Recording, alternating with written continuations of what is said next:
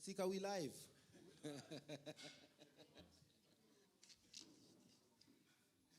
Shap kunjani bafethu igama lami uLindo Kuhle Nkosi, also known as Lindo Pep, and I am excited to be here vandaag. It is the FIFA World Cup final 2026. Sise Newtown Junction. Abafethu, bengicela bojovijo bafethu. It's the final. Are you guys excited? Other than that, thank you to our studio partners, the Empt Studios, and thank you as well to our amazing sponsors, Lays. And Lays, if itufuna ubuso bakho on a pack of Lays, you know what to do. You just have to sign up, no Lays, nogame.co.za. And our amazing sponsor is Sunbet, the home of the 100-1. Thank you as well to MTN FC. We are powered by MTN. Tina, Izinja zeGame, which was Tafandakageko. I've got your amazing panel. Mpeti out here, Mumbatum Sabungamaz. I'm step over fit when we 1-1. Other than that, the tactical genius, you guys have seen him on the live shows, you guys have seen him on the podcast as well. The legendary Mark Mayambel.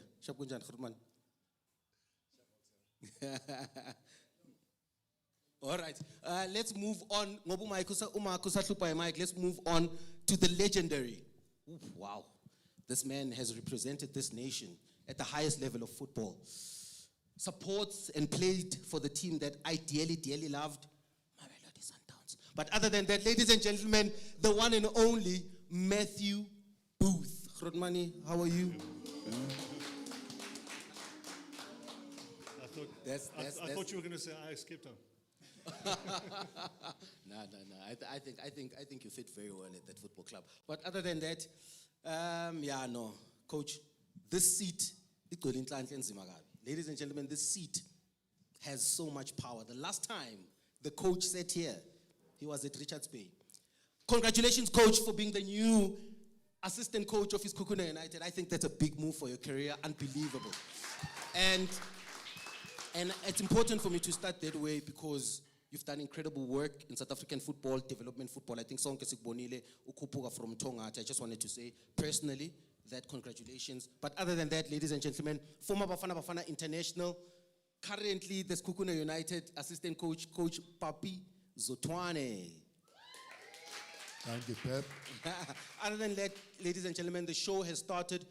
We are, of course, watching Spain as well as Argentina. Bati youth versus experience.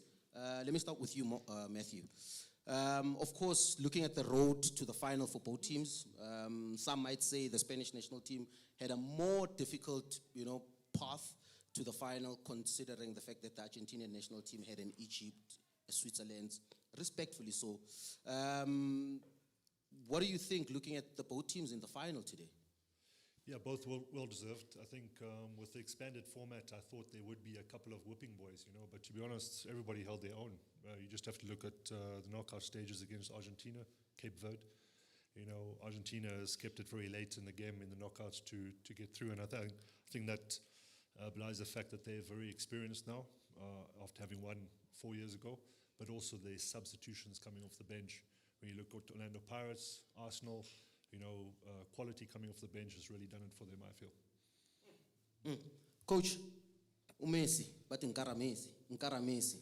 Do you feel that when you're looking at the Argentinian national team, Coach, has this been a collective effort or they've been carried by Messi, looking at the games that they've played as a team?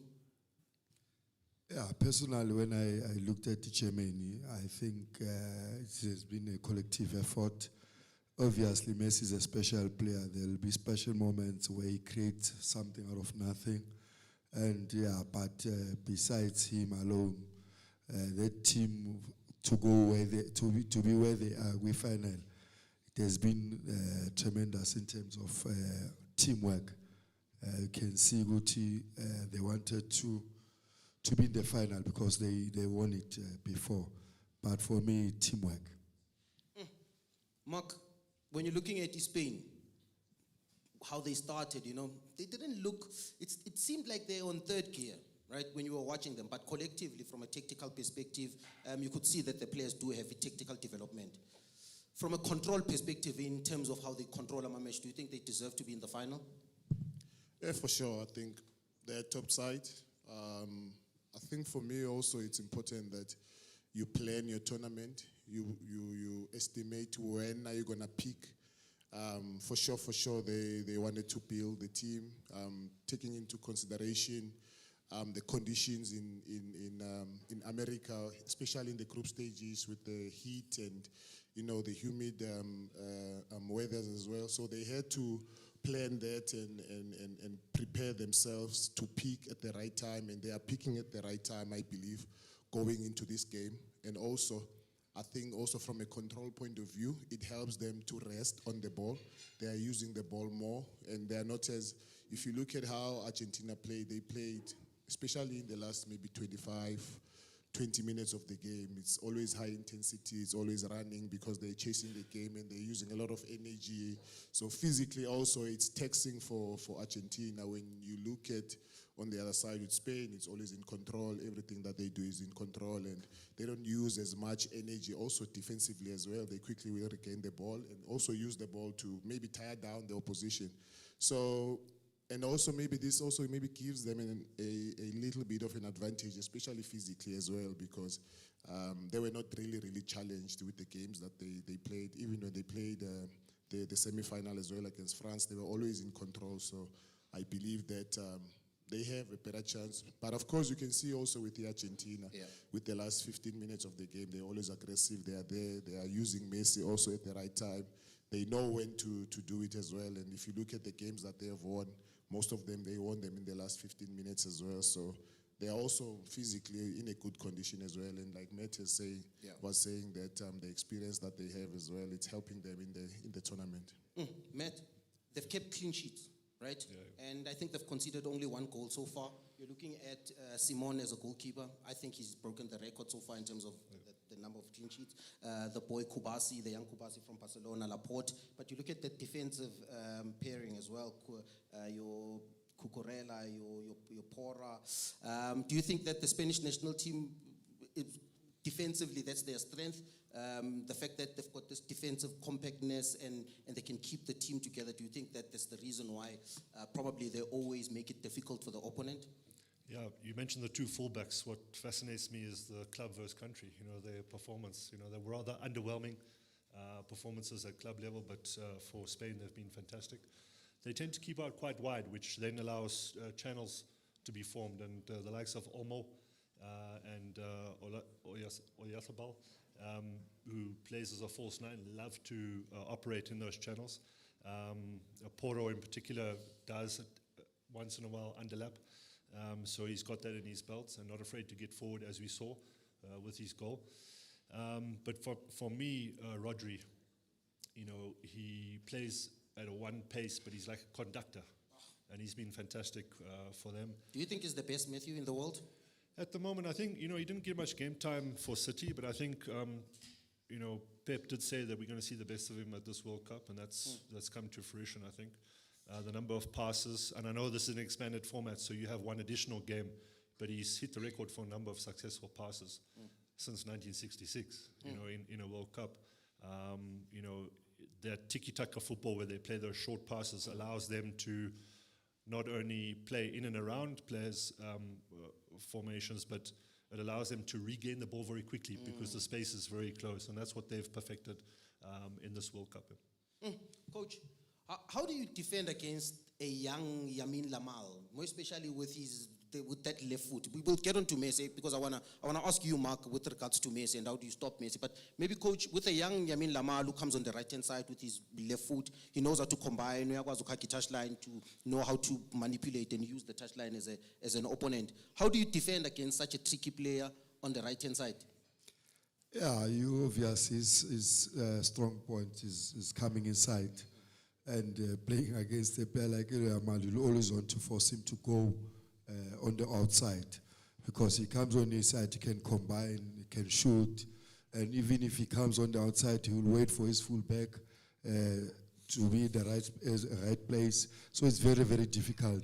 So immediately comes inside. Maybe one of the CDMs has to be closer so that when he comes inside, he'll find someone. But very difficult because he's very intelligent. But force him on the outside. Do you think he's the key today in that attack, considering the fact that, yes, control banayo ku Rodri as well as Ruiz? Defensively, they are solid. Of course, they know how to build up. Matthew spoke about the two fullbacks who join up. Do you think he's the key in unlocking that Argentinian defense?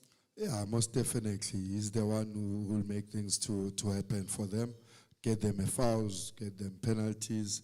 So he's an impact player for them offensively. Mark, lengwenya le bating Karamesi, La Puka. How do you defend against that guy? We're listening to Thomas Tuchel.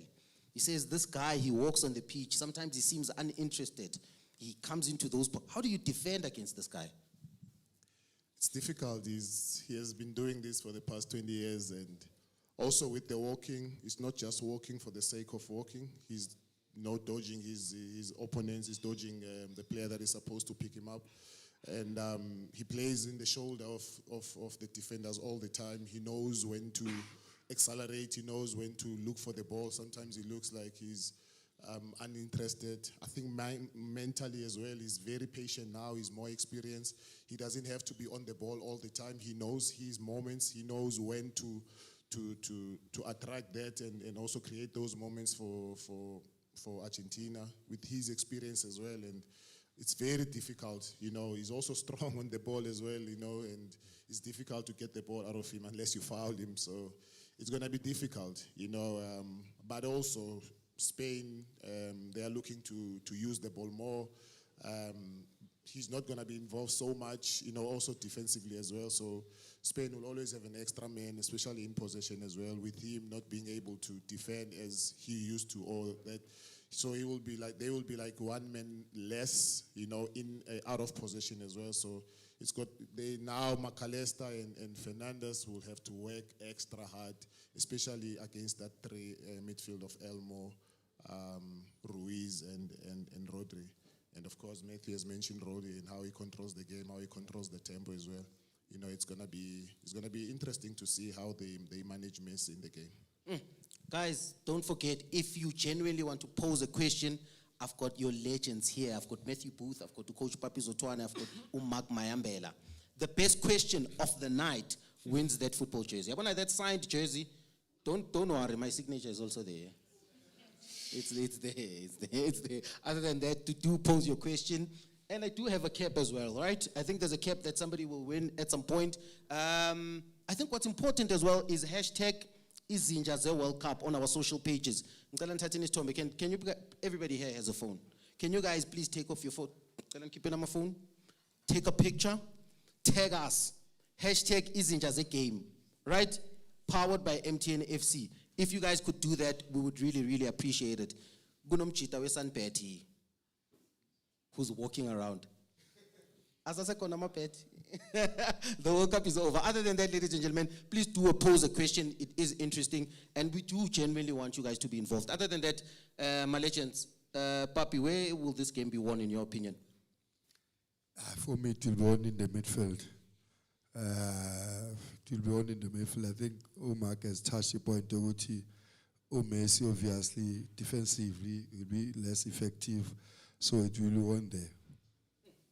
Matthew, looking at both lineups, I don't know if this is telling me right. It seems like the Spanish national team is lining up in a 4-4-2. And of course, the Argentinian national team is lining up in a 4-2-3-1.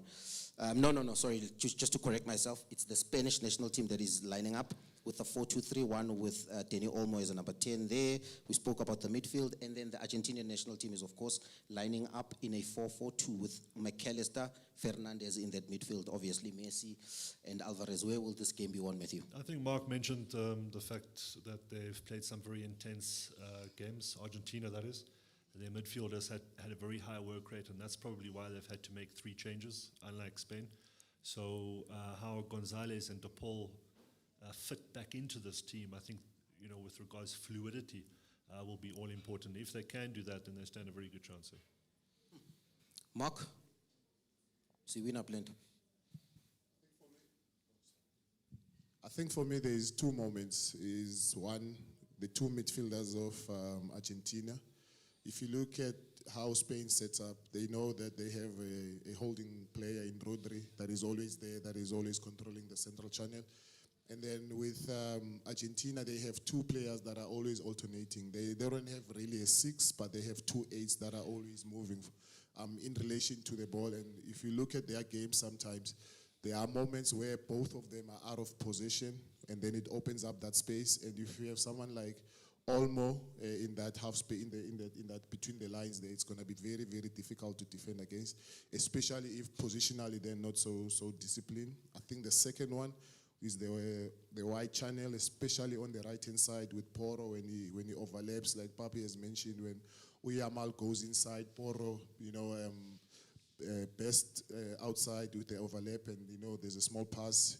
Even there were 2 or 3 moments in the previous game where they found that moment as well. So for me, those are the 2 moments that will be key: is the central channel, is the between the lines for Olmo, and the wide channel with Poro and Yamal.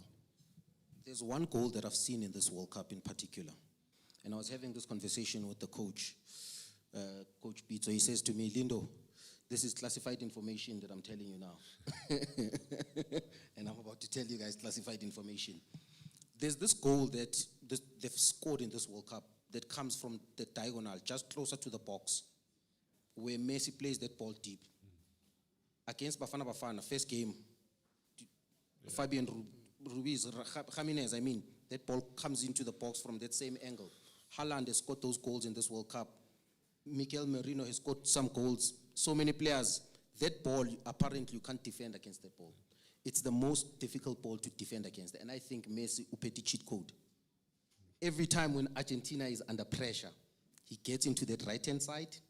He uses the opponent as a wall, and he whips it in the box. 9 times out of 10, that ball will find someone. And we've seen the Argentinian national team really, really cause an upset in this World Cup. That's what I see happening in this game. I see most of those balls happening. I do see a very, very close game in terms of both teams being tactical, making sure that they both keep the ball. Bazo Sabana in the first 15 minutes, no one will want to break. But I think at some point, because of the aggression, the physical profile of the Argentinian national team, Messi is about to achieve something special in this World Cup. Coach Papi, your prediction? I want Messi to lift his second World Cup. But with what I've seen, I'm going for Spain will win 2-0. Matthew, Spain, Argentina, score prediction? Yeah, I think Spain would have done their homework about that cutback that England fell for, not once but twice. So I think they're going to negate that particular issue, and I think they're going to win this one 1-0. Matthew, do you think that with experience and youth, do you think that in these particular games, the one who's less emotional normally gets over the line? Or do you think that, because, I'm hearing people are saying Spain. Yeah. With your experience in these particular games, do you think that, looking at, Well, I look at one particular player at centre-back, and that's Romero. And he can be an absolute nut job on the field and lose his mind completely. Yeah. So it's all about controlling your emotions and using it correctly. And if he manages to do that, Argentina are going to be solid. Mark, prediction? The last time Spain played with a false 9, they won the World Cup. Ooh. The last time Spain won the World Cup, they played with a false 9. And other than that, ladies and gentlemen, do you guys want to pose a question before Ngvala? Nyazi, I'm sure there's one technocrat who wants to ask something quickly. I think it's 1 minute, 2 minutes.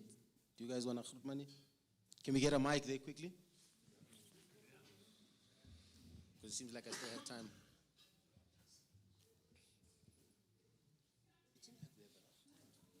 He's ever present. Go for it, my brother. Okay, my name is Simtembile. I want to ask Mr. Mark Mayambela. I know he's a big fan of Spanish football today. I believe is system versus the character individual. So, Mr. Mark, do you believe that at this stage the final is won by the team that believes in system, or it's about the character, or ukuifuna, or so it's more of I want to know your predictions, because it's Spain that is believe not only in individual players, they believe in system. And then Argentina, I feel like they believe in character, hard work. Individual brilliance versus system, in simple form. That's the question. Upapi must hire him as his assistant coach. I love the question because I think he understands both teams. And for me, it's exactly like that. But also, I think if you take it further with Spain, within the structure and the system and the patterns, them trying to find the triangles and the diamonds in possession as well, but they still have the personality. They still have Olmo, they still have Rodri, they still have Fabian Ruiz, they still have Yamal. With Argentina, they have obviously the personality, they still have Messi, they have the aggression, they have the fight, but I don't know tactically if they are really, really focused also when they play in many of the games that they've played. I think they rely so much on the unity and the team spirit and the fight, and I think they rely more on that. And that's why he mentions the fact that Spain is more structure, more the patterns, and with them it's more of the personality. And they have the personality for sure. And I think it's a nice not tactical, but it will be a nice a fight of maybe two different worlds of football where the structure versus the character and the personality. Interesting. I got one more. I love that. Thank you. Yes, sir. Yes, Sanbonan, Temba Dladla here. Throughout the World Cup, I think most teams have played very defensively for my liking. They've been very defensive. They drop people a lot, and after they score, it gets difficult for the other team to come back. Now, both teams have not been big scorers. They've not won 5, 6, or whatever, but they've won their games, structuredly so. So now, my question is, we're dealing with two teams now. One is going to use structure, one is going to use emotion. And directed to you, Matthew, I think the defenses need to come through. Same question, Matthew, about emotion. I think it's coming back again to you. Yeah, but with defenses, with Matthew, I'm challenging defenses. Oh, okay. Yes. Yeah, well, you hopefully we're not going to be seeing a Tuchel era. You know, if somebody does start to become dominant and you set up and you send the wrong message to your team at an important stage of the game. And, you know, hindsight is a fantastic thing. And I can understand why he made that particular move. But to be honest with you, I've seen some fantastic attacking footballers from the smaller, so-called smaller teams, which is great to see. They punched above their weight. Talking again of La Liga, we can't only talk about tactics and team formations, etc., but also personal battles. You just have to look at Tagliafico and Yamal, what's happened in La Liga recently. So there's maybe a little bit of personal revenge in that particular battle, and that's what I'm going to be watching today. We have... All right, ladies and gentlemen, I was just about to take one more. There's about 8. Other than that, my national anthem, please do grab something to eat, something to drink, grab a seat, turn your chairs. There's a big screen, La Payana. After the match, you are allowed to take a picture, ask them to sign your T-shirt, whatever the case may be. I do have my legend, Mark Mayambela, Matthew Booth, Papi Zotwane, our lovely sponsors, Lay's, Sunbet, the home of the 100-1, MTN FC, Kamala Mulindo Gutlenkosi, Bona halftime. Danko. At this time, we ask that you please rise if you are able for the national anthem of Spain, performed by Spanish Brass. Favor de ponerse de pie para escuchar el himno nacional de España, interpretado por Spanish Brass.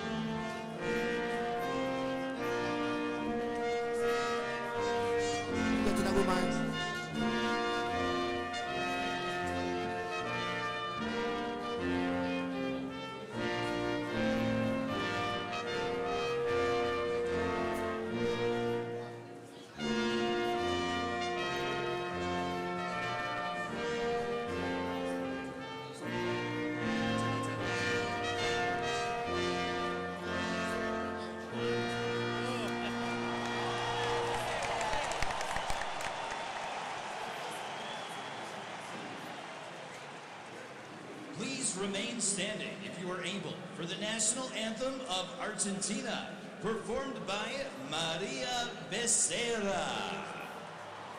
Favor de continuar de pie para escuchar el himno nacional de Argentina, interpretado por María Becerra.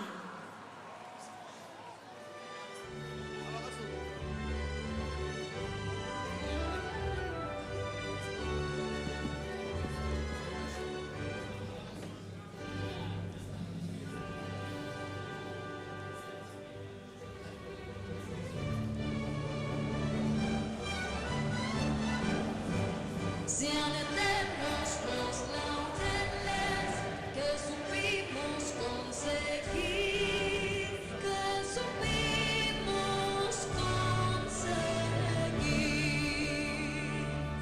coronados de gloria, vivamos. Oh, juremos con gloria morir, oh, juremos con gloria morir, oh, juremos con gloria morir.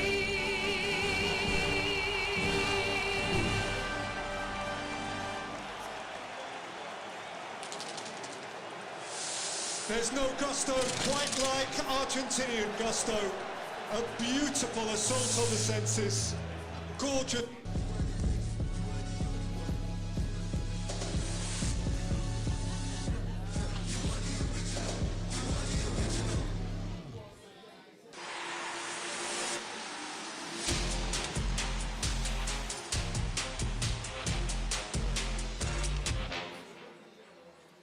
Continents have clashed in 11 previous finals, of which Europe have won just 3. Their only previous World Cup meeting 60 years ago. Argentina beat Spain at Villa Park, Birmingham, England. Their last meeting of any sort of friendly in Madrid 6 years ago, which remarkably Spain won 6-1.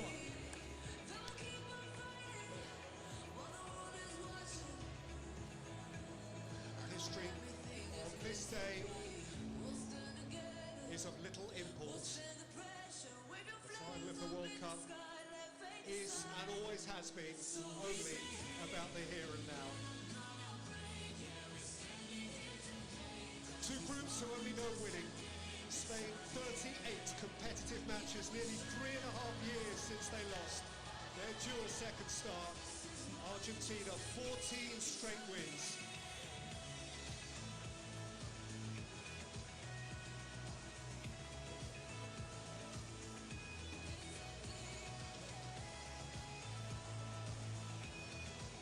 The referee from Maribor, Slovenia is Slavko Vincic. He had charge of Spain in each of the last 2 European Championships. And at the last World Cup, he oversaw Argentina's shock defeat by Saudi Arabia, of which it's fair to say they recovered rather well. VAR is from Germany. He is Bastian Dankert, a fine referee in his own right.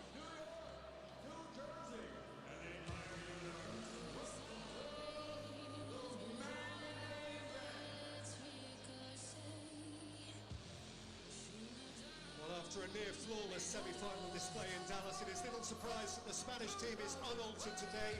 Goal-scoring fullback Pedro Porro was feeling the pace late on against France, but he is fine.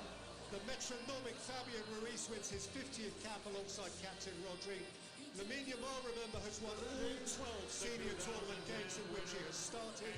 Mikel Oyarzabal has 5 goals in the competition, 1 more, and he sets a new Spanish record. With a day's less rest and often emotionally draining date with the English, Argentina nevertheless picked from a fully fit squad. Gonzalo Montiel, he of the winning penalty in Qatar, is preferred at fullback to Manuel Molina. And in midfield, Rodrigo de Paul, Messi's minder, and Nico Gonzalez for his first World Cup start come in for Simeone and Paredes. Messi himself becomes the first man to captain any nation in 3 World Cup finals.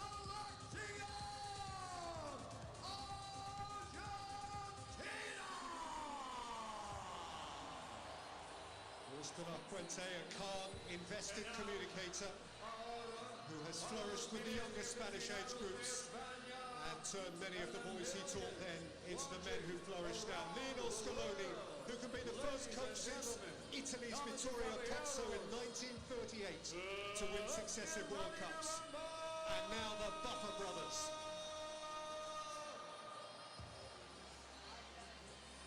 And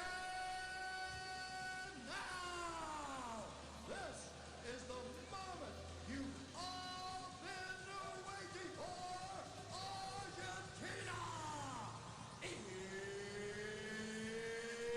It's time!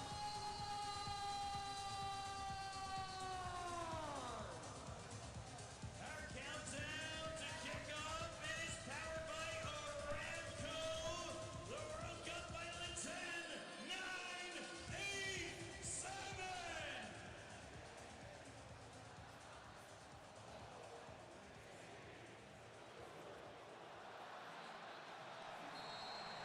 The day a planet stops for a game, for every nation, Okay, for two nations. 9 o'clock, the match end of kicks steaming hot off. Sunday in Madrid. 4 o'clock Welcome on the guys, dot, with Izinja results zeGame. in Buenos We Aires. are powered by 3 o'clock MTN on FC. an idyllic Please day don't forget by to the do banks all of the the cool Hudson stuff, River. which is to share, New Jersey subscribe meets and New York. like. I'm Match joined one by four. Umak The Mayambela final and I'm of joined the by 23rd Papi Zotwane as World well. Cup. Spain for their second who is star. the current Argentina to assistant coach of defend their Kukuna trophy United. with all Joined by their might. Matthew Booth as well. But Matthew is Alan not Smith, sitting what with are you us. thinking? But other than that, Just thinking ladies and in gentlemen, one we way, are it's watching like the final any between other Spain football match. and Individually, you Argentina. want to get off to a nice, Mark, solid start. Alileland, When your you get a thoughts so chance far? to touch the ball, you want that to be true. I know. You can Just already work see your way that into Spain this football match, wants to gain press some high. confidence. They want to be aggressive. They don't want to give the Porro, who sealed the Argentina semi-final for space. Spain against And of France. course, Argentina now out of possession. They are Cherry on waiting the in top of a an immaculate big performance block in with Dallas the other a day. two, which is Messi, Alvarez. But you can see already what I spoke about. Everything you need to know about Messi is still what Messi take forward to passive. that He's not performance. defensively. He's passive. So Spain always have an extra man in Broken possession through as an because international star at this of him competition. inside the game as well. So it's going to be interesting Nico Gonzalez how they controls use the that first foul. advantage. And we hear the first whistle of Slavko Vincic. Yeah, Nico Gonzalez coming in from full play. There's an interesting one that he did ever so well when he came on, Gonzalez against England.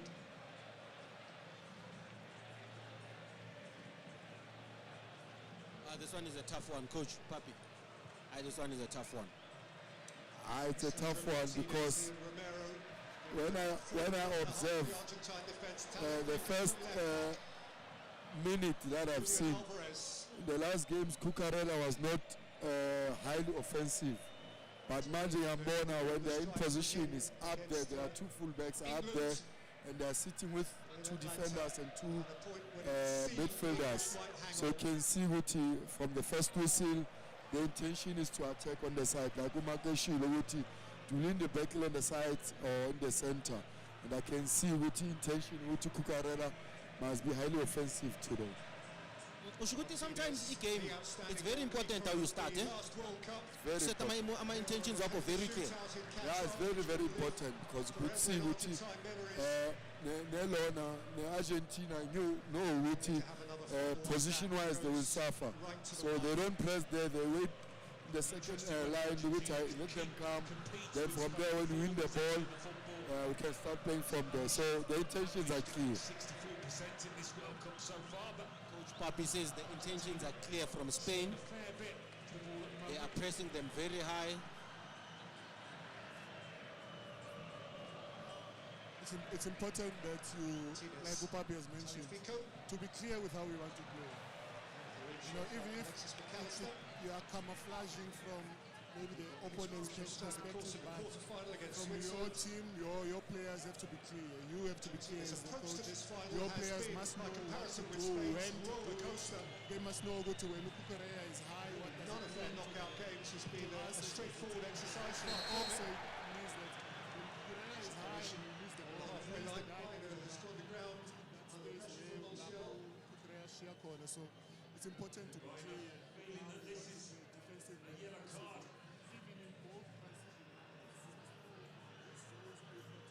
Touch there, the fullback.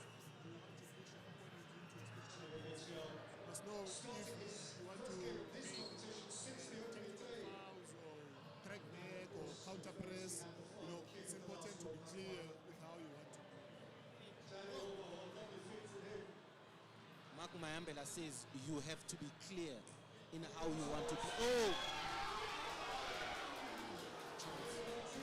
Yamin Yamal should have scored.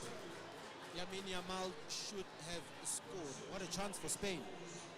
What a chance for Spain.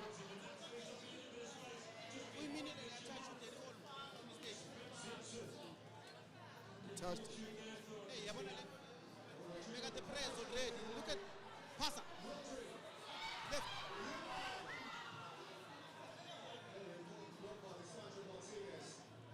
Look at distance a cover on G2 road, Joe.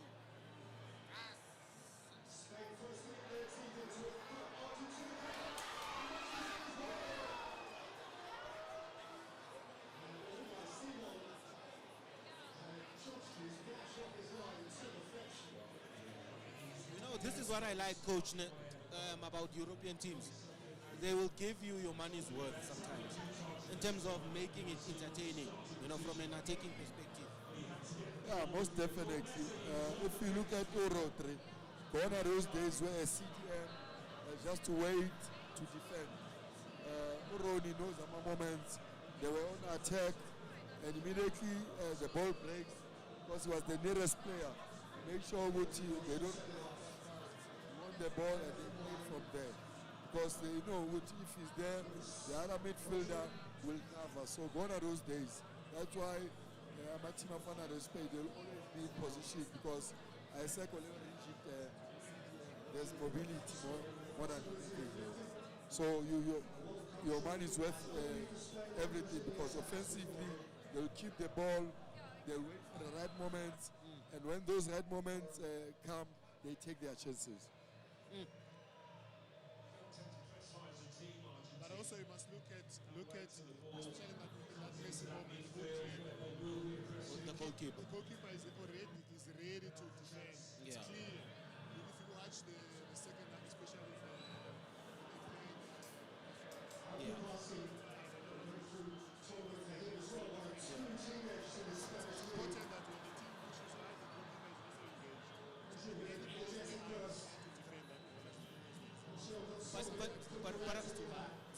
But I'm looking at the Spanish national team. Ne? As a coach, mostly you benching, and you're looking at the fact that they are getting it. Oh, come on, Reverend. I'm looking at the first phase, ne? How they are breaking the first line of confrontation by Pula Ease and the Mama figure in midfield about road to the drive. Mostly as a coach, and you're looking at and Upega this phase where also Papumang a combination and also Banewi. Do you not get worried as a coach? More pay with Esa Labantulaba. Mas Pula easy, but also not a way was breaking a corner in the last line. It seems like nothing good. They know what was it. Also, the first thing that is an issue is the Messi issue. Because the Spain is going to break the first line. He's there, but so it's going to be easy for. Maybe we need to plant Messi in a different role than the way he is at the moment. Where do you plant him? Look, maybe more centrally. How do you hide him when a player like that? How do you hide him? You need to hide him defensively so that it doesn't work a lot. That's the challenge. Because also if you look at how many players Argentina is using, they're using two players.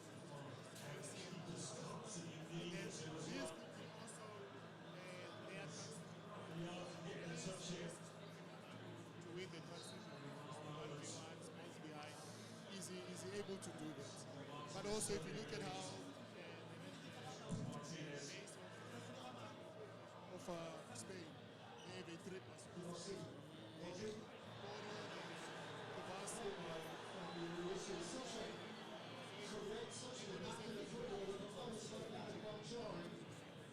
Now they have even a passing player in the press. So it feels like a 3 versus 1, 3 versus 1.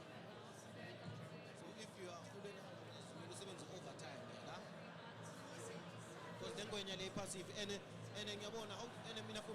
how do you hide a player like Messi in a position-based team like Spain, where they want you to press them so that they can shift you from left to right or versa? Imagine they are to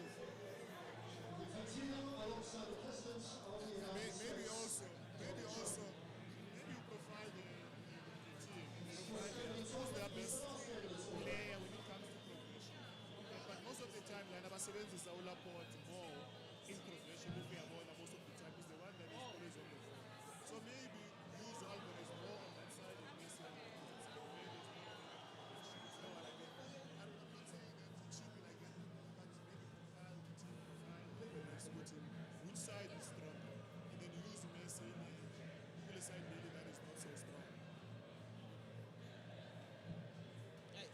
minutes bafowethu nizwile ama-legend ayihliphula atisibheke igame kancane.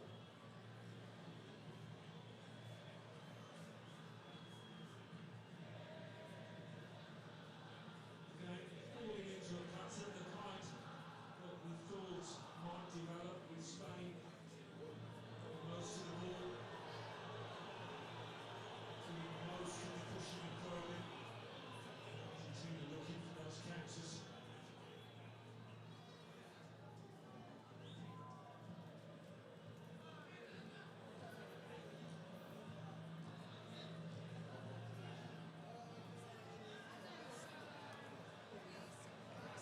Spain in the majority of the games have had 60% of the ball on ball. The semi-final against France is was the first game really where they had to share it more or less 50-50. Thoughts? Correa.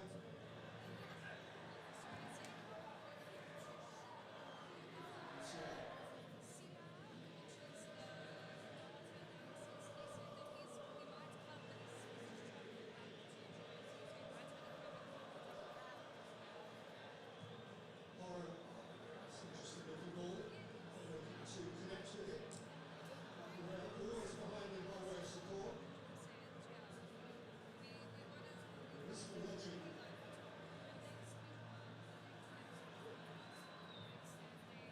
Ruiz, Peralta, Flava. And also what is interesting Martinez for Spanish ball.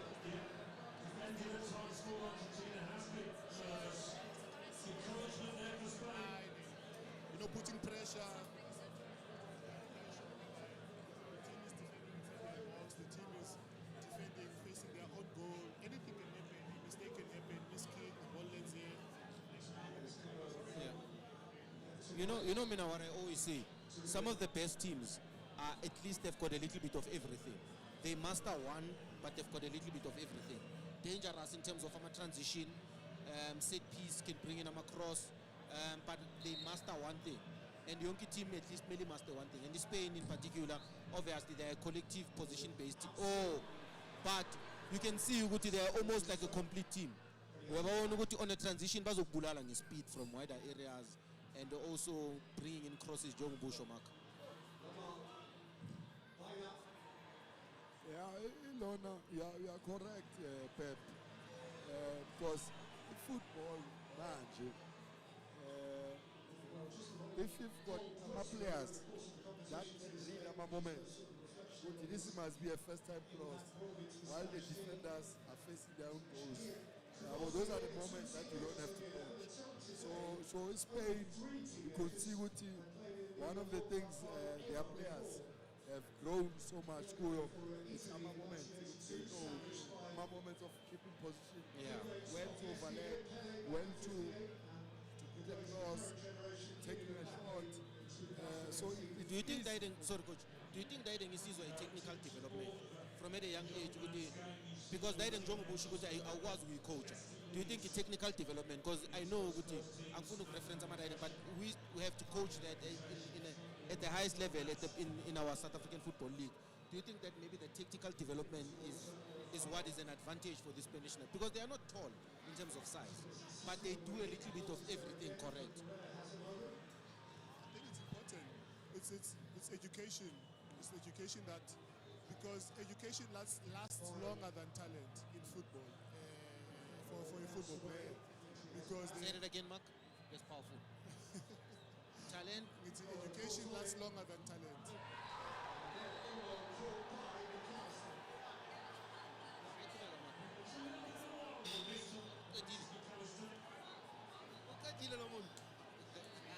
Education lasts more than talent. It's not bad though. It's not bad. It's not bad. It's not bad.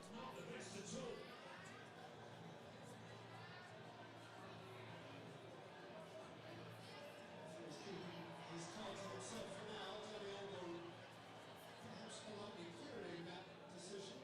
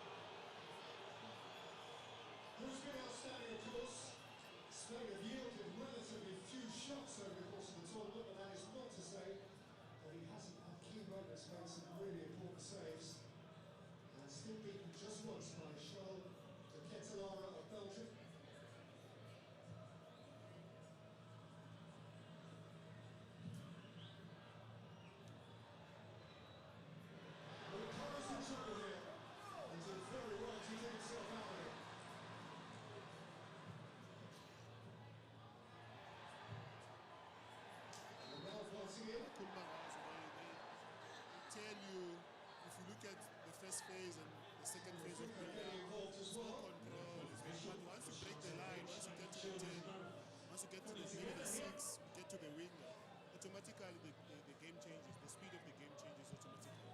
So it's about our players understanding that fact, because sometimes we find out we are in control from the build-up, we are playing, we are rotating the ball, and then that one moment opens up where the 10 is open. Once you get to the 10, the speed of the game is decreased, because we can maybe 2 or 1 line, and now we need to exploit that. But our players, because they have a bad body posture where they're facing their own goals, first touch is backwards, the second thing that will happen, they pass backwards. So now we went from an advantage to a disadvantage, because from that moment, it's a pressing moment. Because once you play a back pass, it's a pressing moment for the opposition. You end up now, I've seen moments where we have that moment where we break the line, get to a 10, but the 10 has a bad body posture, bad first touch, ball backwards, press until the goalkeeper, press to maybe goal against or a corner kick against us. So you go from being in an advantage position, because you don't understand that moment and what that moment requires. Does it require speed? Does it require control? Does it require you to come down? But if our players are educated to understand those moments, our game is automatically going to grow, because they're going to score goals, they're going to go forward, especially for our offensive players. We need to understand. Sometimes we are defending, we win the ball. What does it mean? It means that space is crowded. It's a pressure zone. Now we need to get out of the pressure zone. How do we get out of the pressure zone? Maybe it's a one-touch pass out of the pressure zone. 4 or 5 players of the opposition is out, and then we get an advantage maybe in the opposite end. Or you dribble out of that pressure zone. But what we do is we win the ball here, we want to play a short pass, and then we lose the ball again. So we need to understand that there was moments that Babi's mentioned, our players to understand those moments, to understand how to react to those moments, how to handle those moments. It doesn't matter if it's defensively or offensively, but both players need to understand moments. That's why it's important to break down the game. Break down the game for the players. Break down the game.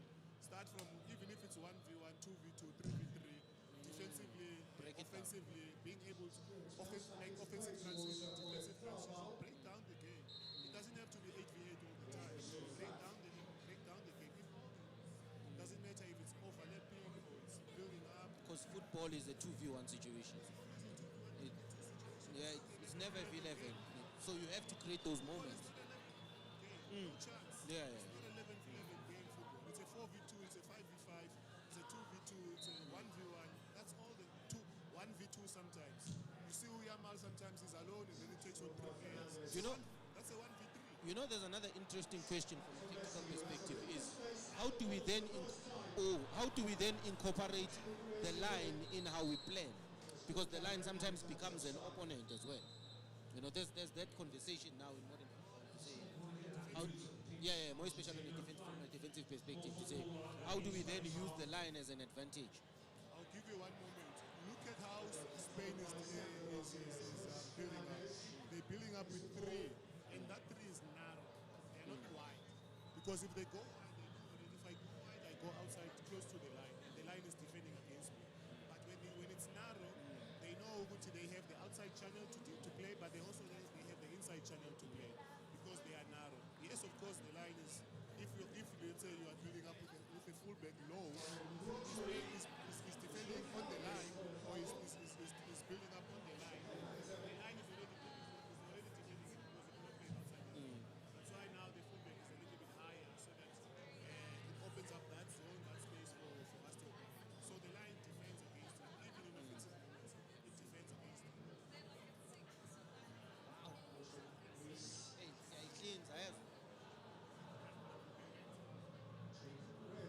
Thank you to our amazing sponsors, the MTNFC, Sunbet, as well as Elays.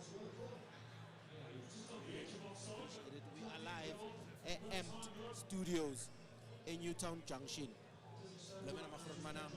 Coach Papi Zotwane, Mark Mayambela, as well as Matthew Booth are of course watching the final, do check us. Ungakhohlwa ukuyenza all the cool stuff, which is to share, subscribe, like, do all the cool stuff. We obviously will be back during your half time to break down the game for you guys. Other than that, it's 23 minutes on the clock. It is still 0-0. I hope you guys are enjoying the game. Let me see your guys' comments here. If ever you guys are commenting.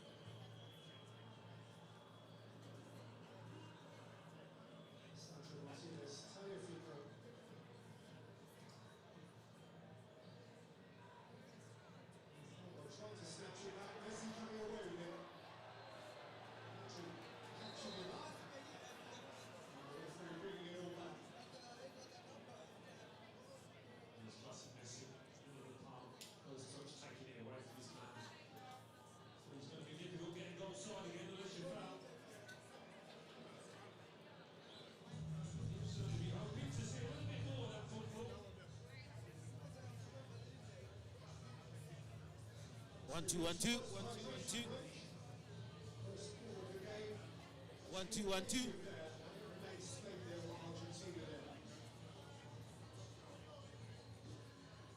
One, two, 1-2, 1-2. Ladies and gentlemen, it is the first quarter. It is the first quarter. We now have 4 quarters. This is the first quarter. Anybody who has a question quickly, or you want to make a statement, it is 0-0. It is 24 minutes, right? 24 minutes into the game. Do I have a question on the floor? Hey, the Spanish national team is coming. Anyone wants to ask anything? No. How are you guys feeling about the game so far? Spain, Argentina, Spain, Argentina. Spain, strong. This is a Spain now. Why? Why is everybody supporting Spain? Is there a particular reason? They say the game is scripted. Oh, that's why people are so other than that, nobody wants to say anything.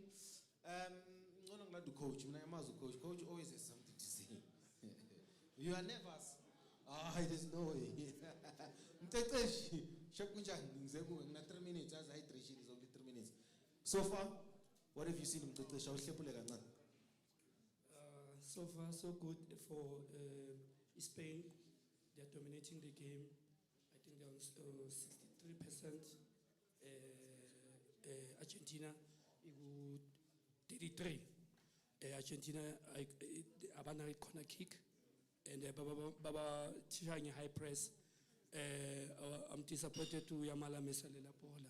Can't miss that ball in this kind of a game. I know it's gonna put him a pressure, but Rodri, he makes Spain which is economic move. You see, so I'm worried about Spain was dominating a game. When are they going to punish? Because Argentina has got a lot of surprises. And you've seen the Argentinian national team surprise people, eh?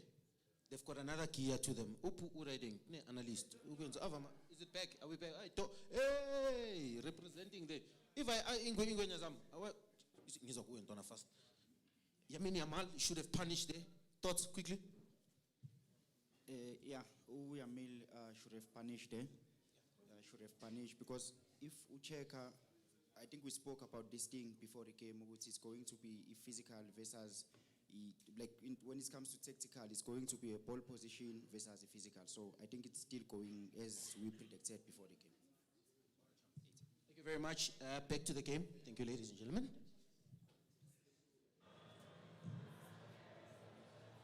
Lisandro Martinez, Aidan Alvarez, good lead from Kubasi, one back by McAllister, who is penalised for handball.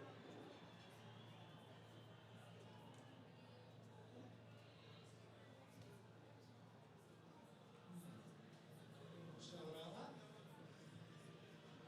This is McAllister. Oh, that's a back pass from Kubasi. I see what was important.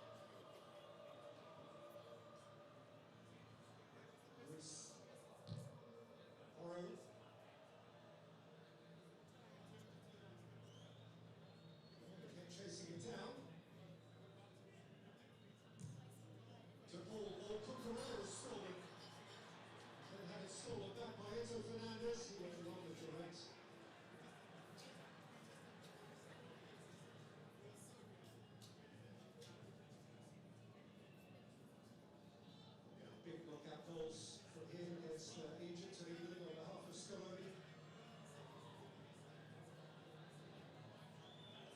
Now Argentina are seeking some 40 straight wins. Oh, what is that?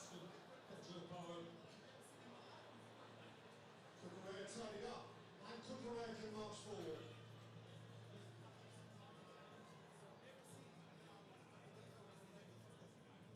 Liner. Rodri, Luis. But it's also how football is at the moment. There's a lot of patterns and movements and variations that are there. With, let's say, I'm a fullback inverting. Imagine a fullback that is inverting. He's playing inside, it's crowded. You have to have a high level of technical ability to play in that space. You know, we have fullbacks that are playing high and wide, where maybe it requires you to have a lot of 1v1 movements offensively. So you have to have this 1v1 offensive strength, in that position as well. So, as a footballer now, we have to develop footballers that are flexible, are multi-functional, that can play different positions. Not maybe even as a possession, but that are able to occupy different spaces. Because they don't want to imagine right back, shy line all the time. Maybe it's not how things are, or that way, or things will be, as especially when the. Did you hear Ulentuza, Luis Enrique, when he was talking about his dream for football is to have only 20 multifaceted players who can play? He was saying his dream in football is just to only have probably 20 players, a team in just 20 players who can play everywhere on the pitch. Imagine Nuno Adala as a left back, midfielder, sometimes Adala as a striker. Awu Hakimi sometimes Adala as a full back, Nini no Sembizeni, Nini no Ose winging. That's his dream for football. He wants to just have 20 of them who can play centre back. It's incredible. If you think about it, that would be insane. But I guess that's the future of football, right? It's good. If you watch PSG, you watch Hakimi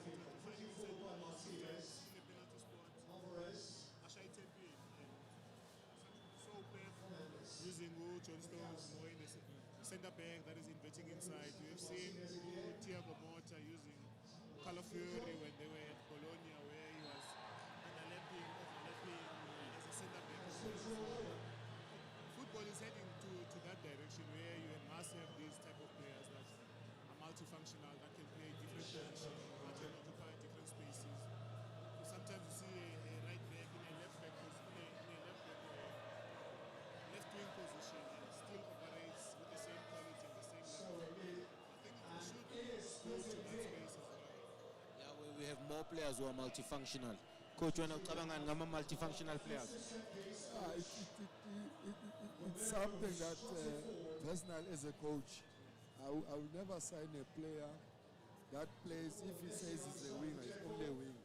Must be a 10, must play both left and right, he must be a striker. And that winger, if we are in a shortage, must be able to know how a fullback operates. Yeah. Understand? Yeah. So it's very, very difficult as coaches to have one player that plays one position. So, but again, it talks to us as coaches, Guti, when we are coaching these players, are we coaching a player for results, or are we coaching a player for what to improve so that he can help himself have better opportunities? Because, for example, if when I Pep recommend a player go, I must be able, I must confidently say Mambuza must not say he's a wing. I must say he's an offensive player. Offensive player, choose. Coach, can he play as a 10? You tell about Pep. He can play anywhere offensive. It must go. Nalapo, a center back must play with full back, must know what are my responsibilities as a full back. So it must go to that level, and definitely, Sabon and Ngela, it's pretty simple as now. It's going to that level. But it's also fascinating in the Yama fullback, like how technical Spanish fullbacks are. You look at the technical level, Cucurella, and the importance, more especially when they get into the final third. Decision making is better than a lot of wingers. Fullback manje, they've improved a lot. Technically, Yeah, very they much. know ukuthi mabafika laphana. Ayisekho lento cross ibhola. Cross is a pass, baba. And Pick oh, the Brona pass. riding. Yeah. Uyayikhetla makafika in the final third, a picky pass. Yeah. Oh, and that's why I always say, there's an opportunity for winger, modern day wingers, to actually convert to being fullbacks based on how the game is moving. Where I think they will, for me, if you would benefit if you're coming from, It's happening like that. There's a lot of central midfielders that are converting into centre backs because now teams want centre back that can play from the back. It doesn't matter the physical profile sometimes. There are wingers that are converting into fullbacks because of the demand of the position, how offensive is, how teams want players to be flexible in how they play, like we mentioned, the multifunctional players. So there will be a lot of these change of position, especially from offense to defense, even sometimes from defense to offense. So maybe it's because of physical profile where a left back becomes a 6 or a 6 becomes a center back or a winger becomes a right back or a full back or a wing back, so we're going to have a lot of these moments. Coach, angithi World Cup is a trend up higher and all of those things. Ne? But for me, I was beginning to get worried, more especially when people were saying Ebola is shifting from position and it's moving into power and speed and transition. You understand? And manje, the Spanish national team, of course, you watch them now. They are based on position-based, or collective football and all of those things. What is your opinion about where the game is moving? Do you think that we are moving into a space where we are more a little bit pragmatic on a transition, speed, power, or this will never ever die, tiki-taka, or there's only a particular specific teams that can do this? Because football, where it was moving, the coach, it was more, you were watching every team, everyone wanted to be Pep, every team was like playing almost the same. But then you are seeing a change in football where other teams battle on a transition. Do you think that now that the Spain sends us people will go back to tiki-taka again? Personally, it goes with what you believe in. But I still feel, and I'm still a fan of because the more you've got the ball, the more chances you create. I still feel, yes, you can see even in our league, PSL teams, it's more defensive, transition-based, you understand? And personally, I'm not a fan of that. Obviously, people looking at the Spain match, some people, they'll feel with this thing works. I've seen it working for years.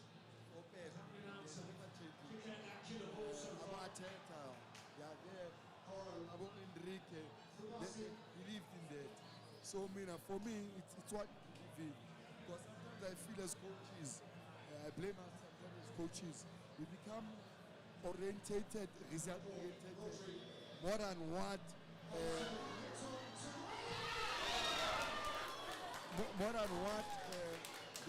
more than how we feel the game is played. Because these guys are entertainers. In terms of ground and you see less action of position, less action of creativity. One thing that you see, Manje, I must spend some money on our own crosses, but it's going there, but I still feel Spain will always be like this because it's what they believe in. Position football is still dominating the world. Position football, Mark, is still dominating the world. The best team in the world are position-based.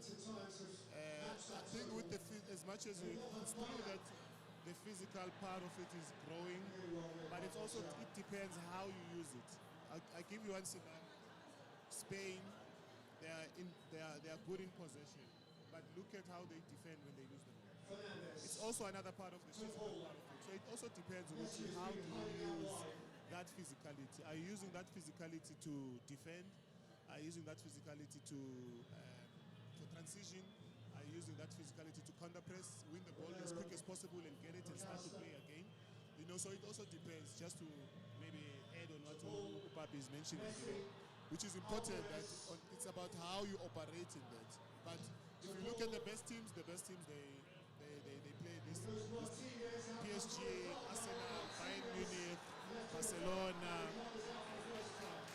They play this type of Ajax Amsterdam, Porto. They play this type of play because also it helps to improve the players. Players improve more in the more position-based team because they think they are creative. They have to find solutions. Sometimes against a low block, sometimes against a high press. Sometimes it doesn't matter the situation, you know. So for me, it helps also to improve the players, especially in youth football. For me, youth football should be a foul to when you see a team play a long ball, because we need to emphasize on players finding solution, because we don't want our keepers to find the easiest solution, which is to kick the ball away. We don't want our centre back to find the easiest solution to kick the ball away. So maybe under 15 down, we say if you see a long ball, it's a foul, and then now we are forcing players to think. We are forcing players to find solution. We are forcing centre backs to be creative, to drive with the ball, to dribble sometimes.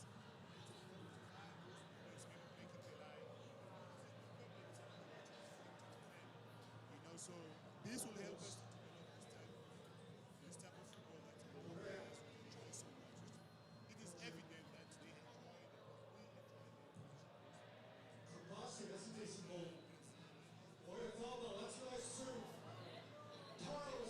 They are breaking them in all angles. They just who made that cross. and look at the fullbacks. And he's a wing atrophy. But I like how you know what, Mina Fumina. No one will convince me otherwise. Positional play, jogue de porregio. How they call it in Spain, jogue de porregio. No one will convince me otherwise. It is the best form of football. It is the best form of the game. Patience on the ball, comfortability, trust, confidence. Unlucky. And even the tactical evolution. Look at Pegu Kukurelugu. Look at the tactical evolution, the dominance. And do you think it's because of the culture they have in Spain, your collective football? I'm really interested to see in Tonazak.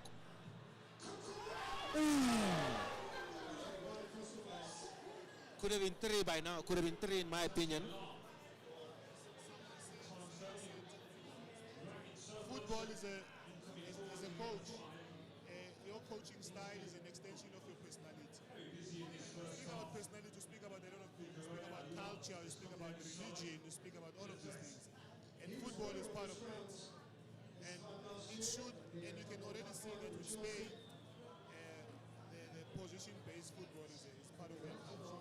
If you look at the Barcelona, all the teams, and if you look at a lot of coaches also around the world, they go and do certain courses in Spain, in Portugal, because of the same concept, the position-based football, you know, because they want to learn more about this position-based football, you know what I mean? So it's important that even now, Scaloni, he was in, the Spanish coach was his lecturer years back in Spain, when he went to Spain to do his badges as well. So it's important it's like it's part of football education. It's part of, if let's say South Africa Snake F B, Snake F A, we are teaching our coaches the South African way of playing football. We are teaching our coaches the South African way of developing South African players. Not anything else. Not anything else. Because also you can see with Spain, you can see with Portugal, you can see even with Brazil. They all do the same. Like all the operations are the same. How team plays, the players, they're not so physical, they're not so tall. But look at technically how strong they are. Look at Payna, the number 15 playing on the left, how technically strong he is. You know, it's important for us to embrace this thing and find ways to develop it in our country and develop players that will play this type of football. are complaining about Pep, that Pep ruined football. Pep didn't ruin football. He opened our eyes. In fact, he opened our eyes and said, this is how football is supposed to be played. This is what Pep did. And a lot of coaches, especially in England, they say he ruined football. He didn't ruin football. He opened our eyes. Definitely opened our eyes. Because for me, this is the biggest challenge. And for me, I will tell you the truth. Ne? One of the reasons why England has been doing very well, because for me, England, it can't go to they've invested so much money in football, and the last time they've done really well in the World Cup was 1966. And for me, UPEP really closed the gap in terms of teaching the English media, but also the English players, from the development coaches to the younger players, in terms of being street smart, in terms of understanding the game in from a different dimension. Because in England, culture, which is the culture revolves around physicality, speed, too many long balls and making sure that you don't keep the ball too much. It's their culture. But UPEP sees look close the gap.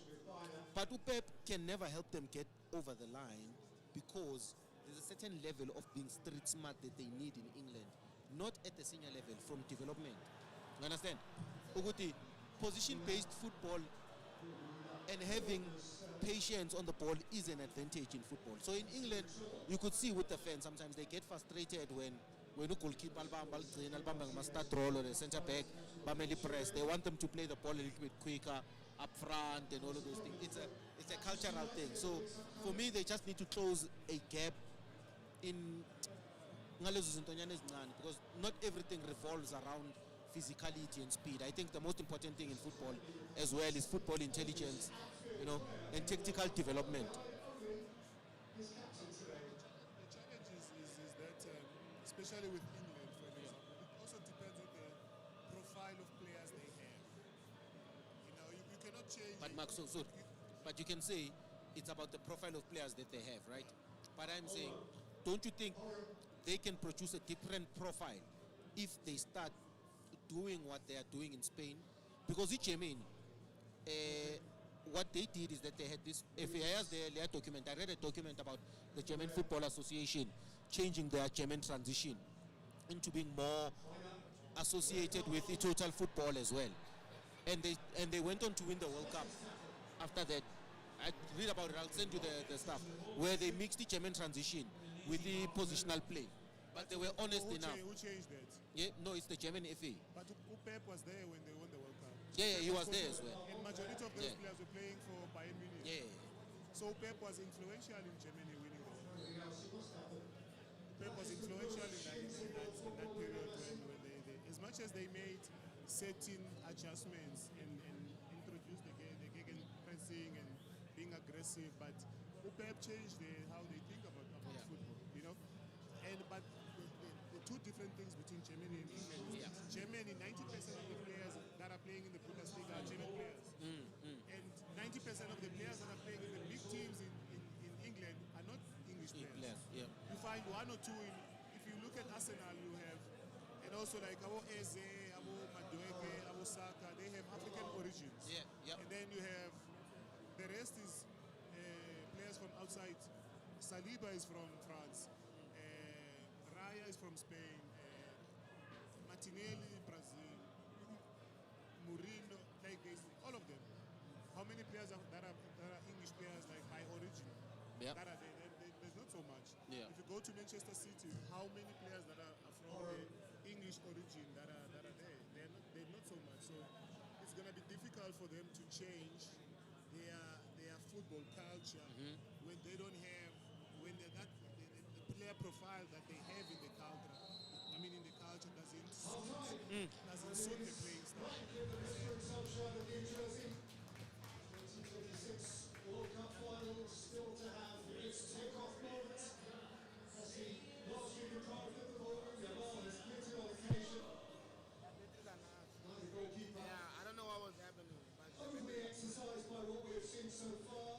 Very tactical, very neutrally wearing, as well as lightly between the two coaches. Literally respectful of each other's sides. So what's going to happen with them? We reach the break. So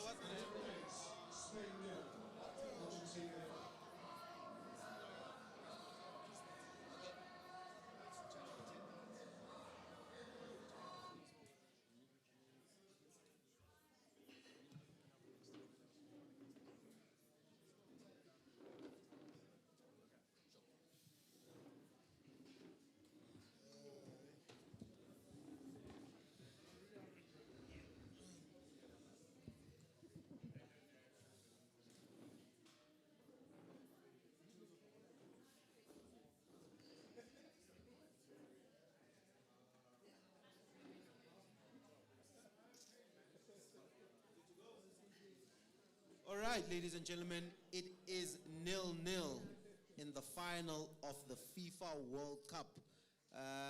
Spain 0, Argentina 0. Let me start with you, Matthew. Your first impressions of the first half? Yeah, fantastic start. The game petered out a little bit with Spain dominating ball possession. Rodri's really been conducting the show there. He's been the go-to man. Yamal's had it difficult down that right-hand side against Tagliafico. Cucurella's got into very good space, but every time he's 3 or 4 crosses in, has been directly into defenders. So that could be an option for them come second half. Mark, critical phase of the game. Spain gets an opportunity. Yamal, the coach did say they should have scored. It's an opportunity in such games. You don't miss such a thing. First impressions of the first half? Of course, I think also you can see how, I know sometimes we look at it where the team has the ball more, is the one that is in control, but also you can control the game also out of possession. Matthew is mentioning that Cucurella, every cross that he puts is to a Argentinian player, but defensively they're in a good position, they're occupying the good position, they're defending well.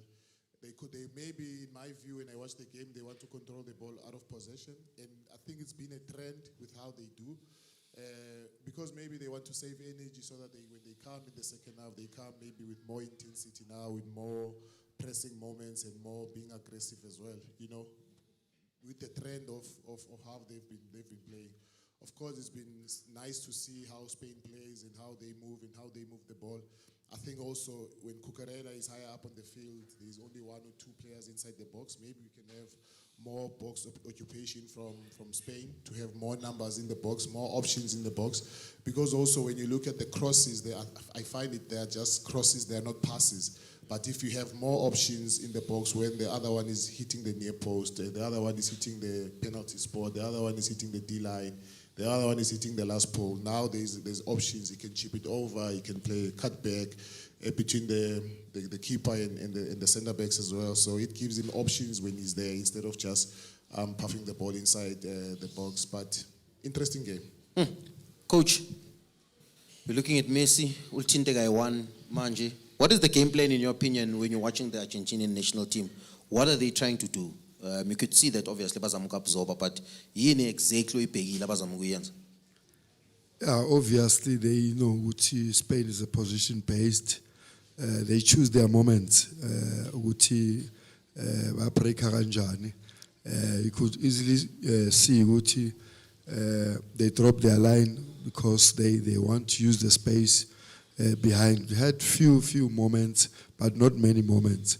So, but they came to the party, I think after 20, 30 minutes, they started now to get more position, but obviously in their half, not in the areas where it will hurt our opponents. But so far, the game is very, very tight, and in games like this, you get a chance, you need to bury our chances like Uyamale Tolile. And games like this is one of those games where Spain will create so many chances, and if Argentina can get a goal, it will be very, very difficult for Spain to come back. But very, very interesting match. Matthew, you're looking at the midfield battle. You spoke about the battles, more especially before you started the game with Tagliafico and as well as Yamal on the right-hand side. Looking at the midfield battle of Rodri, Ruiz, McAllister as well as Fernandez, from a tactical perspective, who's winning that battle? Yeah, Rodri and Ruiz have done a very good job on Messi. Although Messi's been doing a lot of walking, I think that is a big warning sign for them because he's keeping something in the tank for the last 10 minutes. So they've got to watch out for that. Argentina have that ability to kick up a gear come the end of the game. McAllister's doing very well to break down attacks, but I think Spain, when they don't have Joy out wide, they're not afraid to play it through the middle and become quite vertical. One of their most dangerous moments was that nice interplay down the middle, 4 or 5 players in, and they're nearly in. So that could be another option for them. Yeah. What do you change, Matthew? What do you change going into the second half, looking at the Spanish national team? Nothing at the moment. One of the players that is probably not getting on the ball enough is probably Alex Baiano out on the left. So perhaps replacing him after 5-10 minutes, could be an option for Spain. Mark, what do you change? Lapuka is not playing. You know, he's not finding the spaces that he's looking for. You're not seeing El Alvarez as well. I think they are not finding. What do you change from an Argentinian perspective? Look, it's the final of the World Cup. Obviously, there's a lot to lose. You don't want to lose your head also.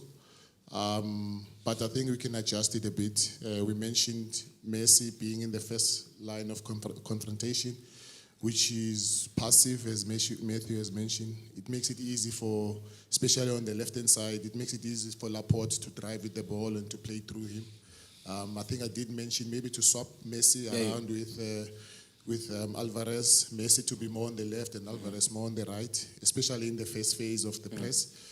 Because Spain is more stronger with Laporte driving on the left-hand side, trying to play. They are using that side with Poro sometimes being a little bit higher.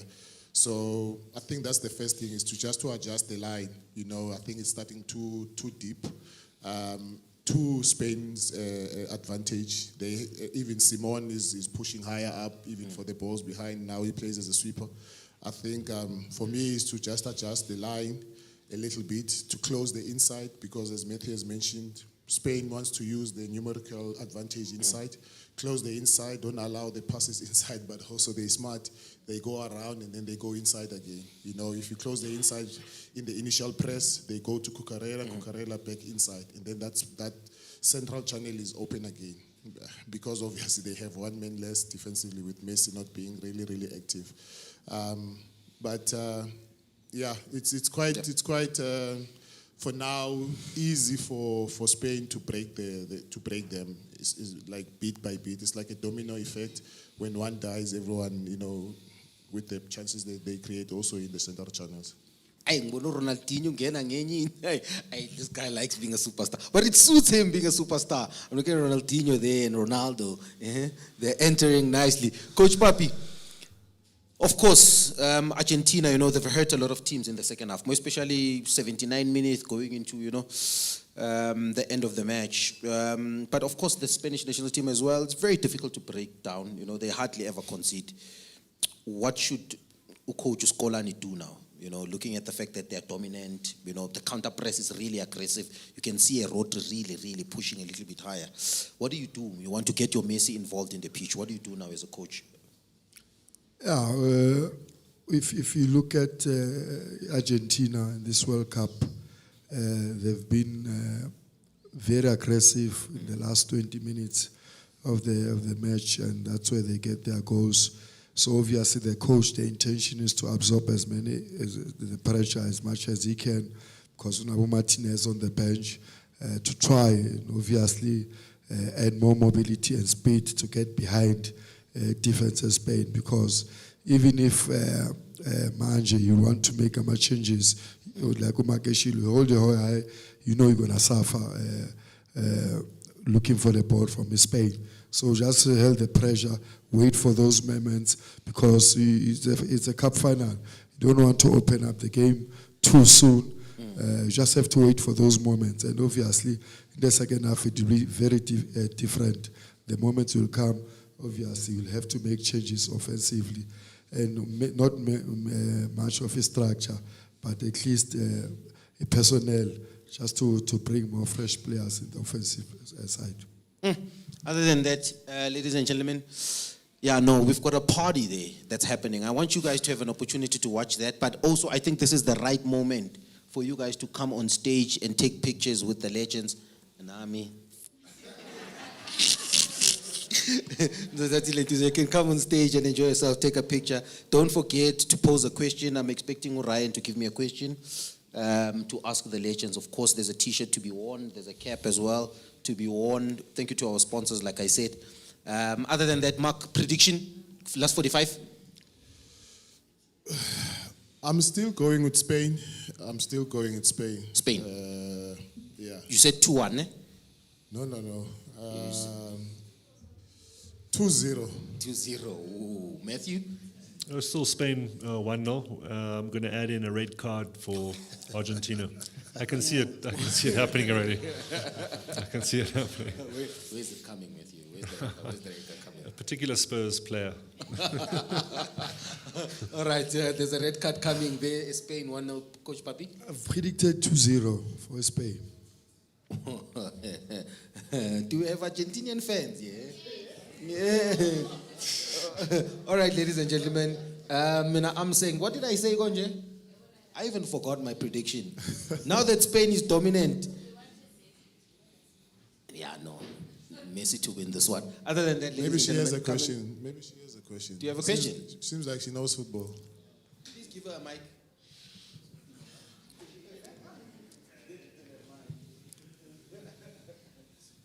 Regret saying something. Okay, my question is very simple. Do you see the desperation in the players? Like watching the game, I can see the desperation in Spain when they defend. And in the beginning, it was so desperate for Argentina. Like every goal they were trying. So I just want to know from you, especially Booth. Can I still call you Booth? Sorry. You know, when you see it, what does it remind you? Like playing, how they feel. How does it move you? Hey, you're welcome to boo me, as long as it's not like Donald Trump being booed in New York. But yeah, I think everybody was quite calm and collected, to be honest, in pressure moments. I didn't see much desperation from the defenders. There were one or two moments where the ball was given away in midfield, and both teams tended to get back into position very quickly in cover defense. But Spain has been very much in control, and their midfielders seem to be getting out of difficult positions with the ball under their feet. They're able to get lateral passes away, and that opens up the game for them, and they've done that very, very well there. All right, thank you very much, ladies and gentlemen. Please come take pictures with your legends. Other than that, Danko.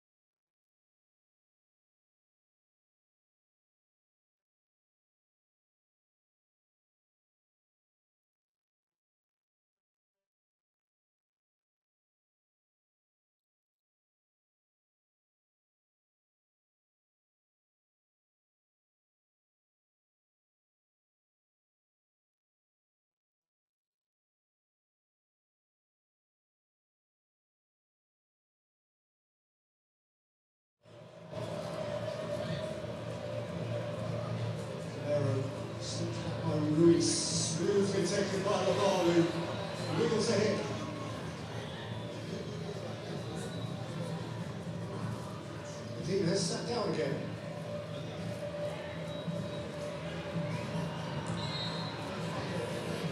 Garcia, Rodri has gone down in the centre circle off the ball. It's a little bit of a bitty start to the second half. There's a bit of tension building between the two teams. Whoa! Almost second chance. The referee has dipped into his pocket.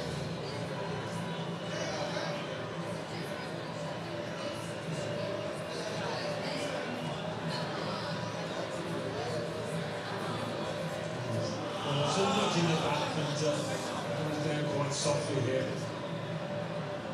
Paredes getting very tight. Always on the ball.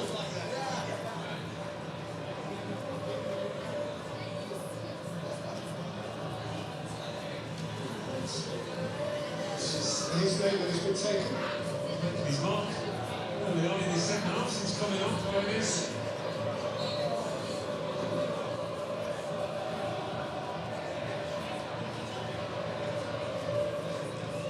Laporte to Correa.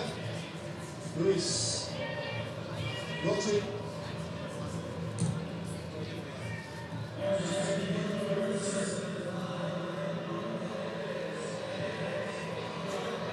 Rodri going direct. Also maybe widely inexperienced. He's there to judge him. Went clearance from Martinez.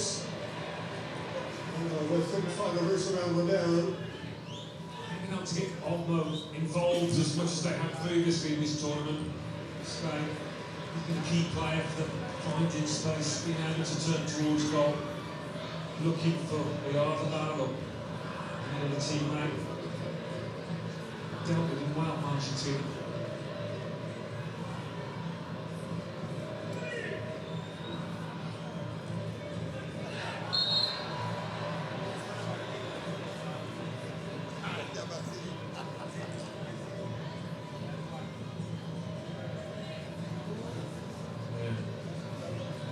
In the back that on Rodri that gave the foul away, but that's what earned the yellow card.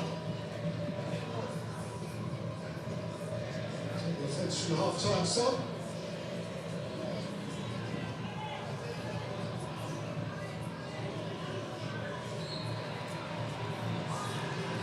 It's all over.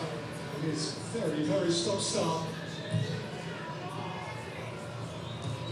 Took all. Alvarez needs the ball all the way back by Porro. You do sense that a stop-start game will suit Argentina more than it will Spain. They can deny Spain that attacking rhythm. We'll see that as a big plus. I see this poised teenager. Porro, that's a really excellent ball. Ruiz, Olmo, Carvalho.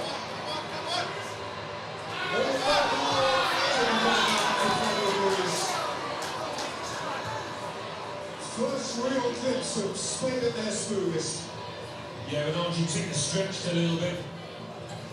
Otamendi with the final clearance, did ever so well. Rodri, here comes Porro from full back. Lamal. Hit the turf and is carried away by Enzo Fernandez. Rodrigo de Paul took Correa, tackled. Messi's had to help out.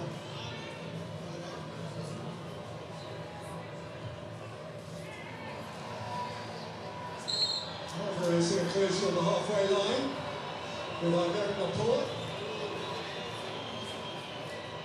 He hasn't had much to go for a thumb up, but chance here for the centre forward. Half a chance perhaps. Otamendi just ever so well. Instead of trying to shoot, he's trying to play his teammates. Javi and Ruiz well from him.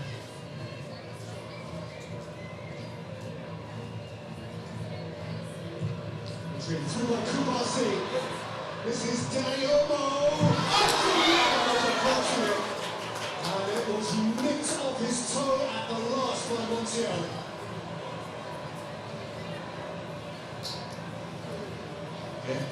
Danny Olmo now finding a little bit of space that he hasn't been able to. Montiel was well pleased with this.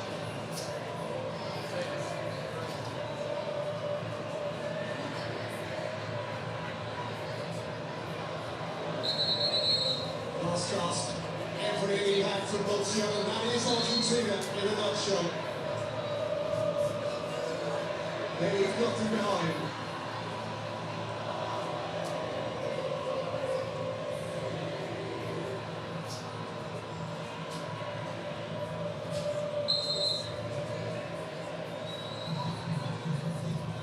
Only working a shot to the mark.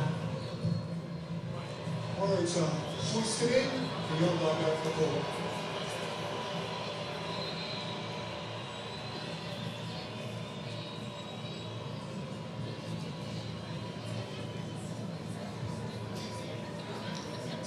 Here comes eventually an Argentine change, not the original one that was indicated.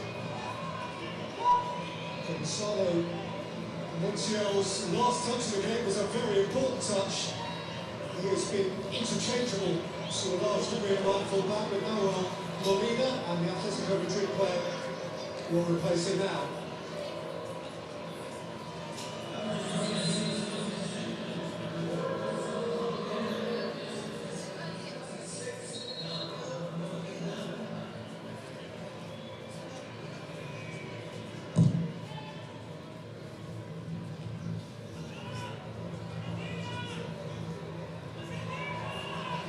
Substitution, you wouldn't feel will change Argentina's approach or effectiveness going forward.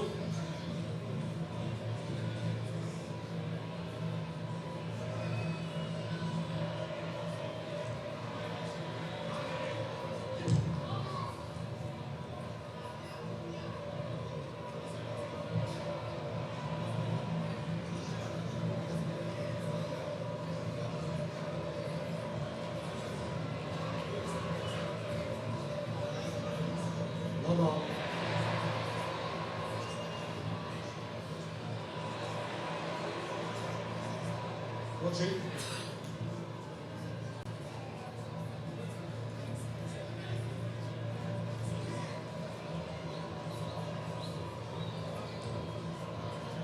Olmo.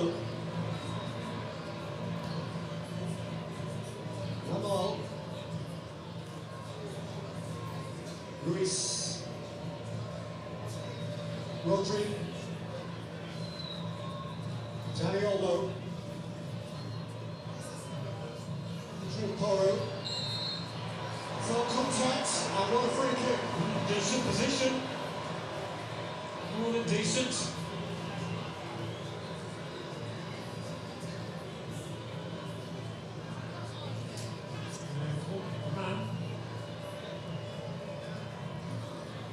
Big head is in everybody's way. Outside. My big head is in everybody's way inside and outside. It's like a full-on body Accomplished Spanish dead ball expert who will put their hand up here. They'll be Lamal, you would expect to be at the front of the queue. Oyarzabal is alongside him. Playing that is part of the committee. I'll change your mind. Don't worry.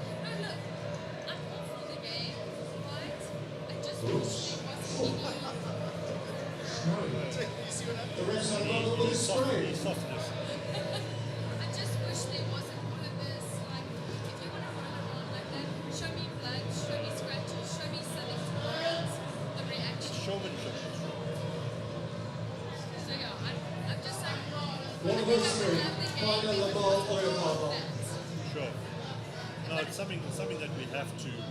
They have to step up. why you do it, like you said, like to get penalties. And Why they do it? I never do. We were old school like that. Do you know that I always thought you were a goalkeeper? Why not over it? Goalkeepers are absolute nut jobs, so I won't take offense. It's come to Reina. Oh, sorry. Now we're equal. The debate's restored. When it comes to it. Argentina fans trying to get behind the team. They haven't had much to shout about. Now, Roger Desai, if you read the book, read Roger Desai's. So it doesn't change. There won't be a sixth World Cup goal in this competition for Mikel Oyarzabal. They have to be. And he is joined on the long shot off by Fabio Ruiz. He's replaced not for the first time by Petri. Petri began the first 5 games of the competition. And he's ending the last 3. Ferran Torres will see into the action. Now he scored goals in Euro 2020, but at the last World Cup, scored Euro 2024 as well. How he would love to add that connection now.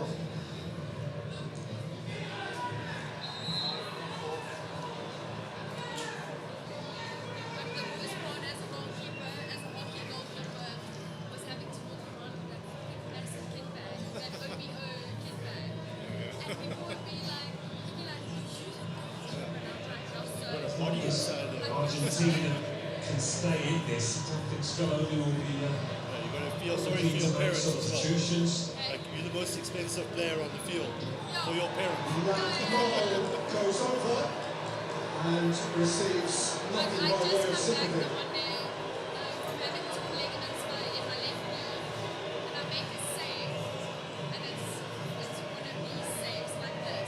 That's fair enough. And the opposition hit the ball onto my knee. Not enough in it. First game back. And I was just like, I screamed and my coach was like, there she goes. Did you do them again? Hey? Did you do your knee again? I just got really, really bad bruising. Pulls away Messi. Just as ball came to Baina. Winston Paredes. Those noughts for Argentina. Certainly got to change, and you would expect them to the longer this game goes on. And they're away as far as Ulmo. Here for the first time is Petri, lovely ball user. Responsible for that 2022 final. Baina. All those goals and stuff. On either tight. Cucurella. Petri out to go. Petri. Oh! Martinez stops. And Spain have a corner. Oh, you'd be expecting him to collect it, just bounced up in front of Martinez. I don't think it moved a bit as well. Get the arm. I think he did actually. An easy one. No, that could have gone in there.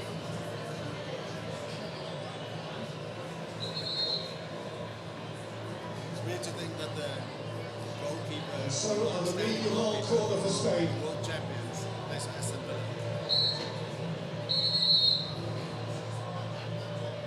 An hour and more, nothing to show. Ever increasing jeopardy. Freddie Gertz.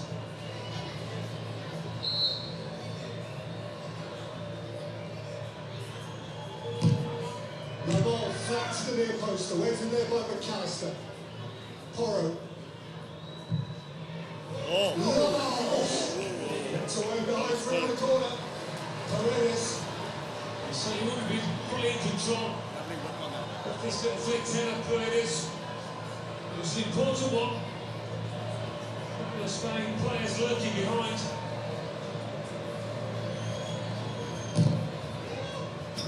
By Martinez has lost it.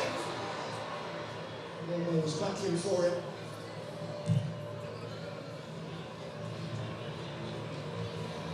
Just shut him up and so just goes into it. Who did you say is getting a red card? Argentina. If Spain go 1-0 up, watch. Watch, they're going to throw their toys. I said that in the England game. When England were leading 1-0. I said if they go 2-0 up, this game's going to finish with 9 Argentinians. My prediction is 1-1. After extra time, they're going to go to penalties and Spain's goal. I don't know. Petri first to it. Olmo.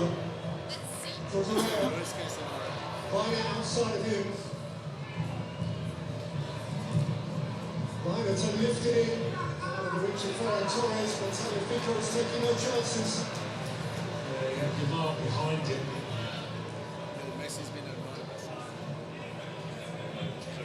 The ball continues to go just the one way, and that's in Spain's favour.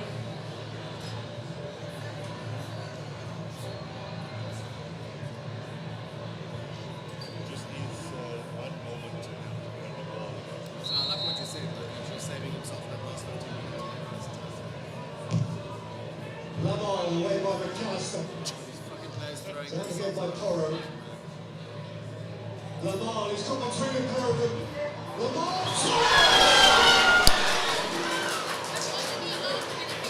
Into the way It's the best chance of the match. By some distance, this one looking win play. Torres gets enough behind it, but stop the direction. That was full in. It's allowed to be on the line. In fact, the circumference, the ball doesn't actually have to be touching the line. So this is the line. I mean, like this one. Short tug, perhaps the push. No, the curve. The curve. See, babe, you can't get the through rugby. Yeah, the ball can be in the whole time. Show me that. Show me So we reach the hydration break in the second half. 1 2 1 2. 1 2 1 2. 26 World Cup final. Argentina 0, Spain 0.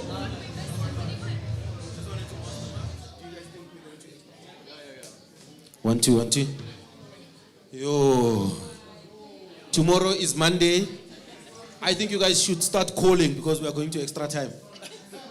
Start calling wifey. I'm coming back home late. Husby, I'm coming back home late. Can start sending HR a SMS to say, hey, hello. I might be late tomorrow morning. Or we are sick. Wow. Other than that, ladies and gentlemen, yeah, no. It seems like we're going to have time. Let me get some quick analysis from Matthew. Let me come to Matthew. Matthew. Earning his money today. Yeah. Matthew, what do you think? We've seen the second half, of course. Do you think that we might be going to extra time or we might see a goal somewhere? Yeah, I'm certainly hoping for a goal instead of going to extra time. I was a little bit surprised that both sets of coaches made changes so early. You know, normally if you do get a feeling that it will go to extra time, you wait on 75, 80 minutes to make your raft of changes. So I just suspect that they've played their cards a little bit too soon. Matthew says they played their cards too soon. Anyone wants to add 2 cents, Nyana? No? No? I'm going to come to you.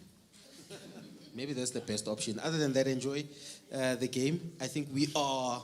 How many minutes left? 25 minutes left. Other than that, enjoy the rest of the game. Hopefully, we are not going to extra time. If we are going to extra time, Mark... To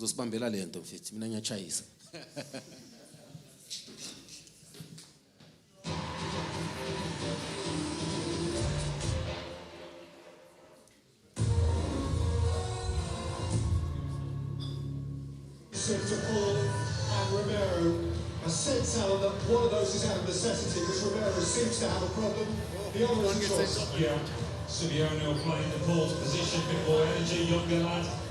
Romero, though, that's the first choice centre-halves that have gone on after Alessandro Martinez. So they're being tested here, Argentina. Is this a box score? Oh, yes, Diego's son. With substitution, it doesn't matter how many you make, it's just how Simeone so you can make start the semi-final against England. Argentina now have changed 3 of their starting back four. You like to make a change at half-time. However, when you change all 5 if you want, and then you have 2 other opportunities after. All right, ladies and gentlemen, it is 70 minutes into the match. Spain 0, Argentina 0. I'm joined by Mike Mayambel. I'm joined by Coach Papi Zotwan. Gents, we are 70 minutes into the game, not a lot of opportunities. Argentina has not created a clear-cut opportunity. Spain created some half chances. Mark, your opinion so far of the match? I think Spain is once or still in control with how they want to play. They introduce Farran, they introduce Pedri. And also we're checking now Nopa Puguti. Now we have more numbers inside the box. They are not afraid, as we said earlier, to put in crosses and to put pressure on the Argentinian defense, especially inside the box. I think they just need a breakthrough now. They need a chance. They have not created like a clear-cut chance, but half chances, which for this level, sometimes you don't need a clear-cut chance in this level. You just need half a chance, header, ball inside the box. And but it's been interesting to see, and especially to see Ufaran, who is more vertical than the previous false nine, and I think Spain is still in control. You can see also the energy. They're still pressing. It's minute 70, and they're still putting pressure on Argentina. So let's see how it goes. Matthew speaks about the two coaches making early substitutions. Do you think that, Coach, there's a positive in them making early substitutions? Yeah, it clearly shows the intentions were Spain. From the first whistle, you see Spain intentional. Obviously, as a coach, sometimes you see tactically, you have won it tactically in terms of how you want to play, but sometimes psychologically, you also have to play a role in the team to say, let's make sure we finish the game in 90 minutes. So the subs were intentional. They don't want to go to extra time because they are the team that has got box entries. Obviously, it gives them an upper hand. They are likely to score. So it's there in the coach. Let's make sure we don't go to extra time. So that's why my changes were very, very offensive. Maramopegi Argentina, they look the whole game, and this is my biggest worry, and I think it's a big lesson. They look flat throughout the game, and then my 75 minutes they start picking up. Game, they've been looking very flat. Third gear, but I know that there's another level to them here. Do you think that? I don't know. I don't want to call it a tactic or a strategy or a certain level of intelligence where I think Mark was right, coach. Absorbing has an advantage, more especially in international football, where you absorb, preserve the energy, and then you pounce when it matters. And Kulumangama moments, I think the whole first half. But for me, I'm looking at Argentina. They look like they're uninterested. It seems like and you have a fan in Spain. They're a little bit worried because they know there's another level to this team. Yeah, that Pep, it goes to a level where you can do it. But you can't go into a 90 minutes and hope that moment will come, Hey, Baba, you create your moment. Yeah. You force your moment. So you can see intention in Spain. They are creating the moment of getting the iron and scoring. So when are they going to create that moment? And now it's our turn. Give me a pair, it's 74 now. You can't hope for that. Whatever that has worked for them in the past games, and hope what is Wednesday. This is the final. So we have only 90 minutes or extra time. Because it's like they're hoping. They are correct into show. Because there's no intention. No. Now it's our turn. Moses being in the cruising mode. To Messi. There's Alvarez. There's no agent. So it's our turn now. It's been okay for them. No. It's like this. So I don't know what they're hoping. Two substitutions came onto the pitch. Mikel Moreno as well as Inaki Williams. Will those substitutions make a difference for the Spanish national team? Let's see what happens. Mark, two more substitutions come onto the pitch. Do you think that, what is the plan from the coach now? Moreno comes in as a 10, but he has an eye for a goal. He has an eye for the late run inside the box.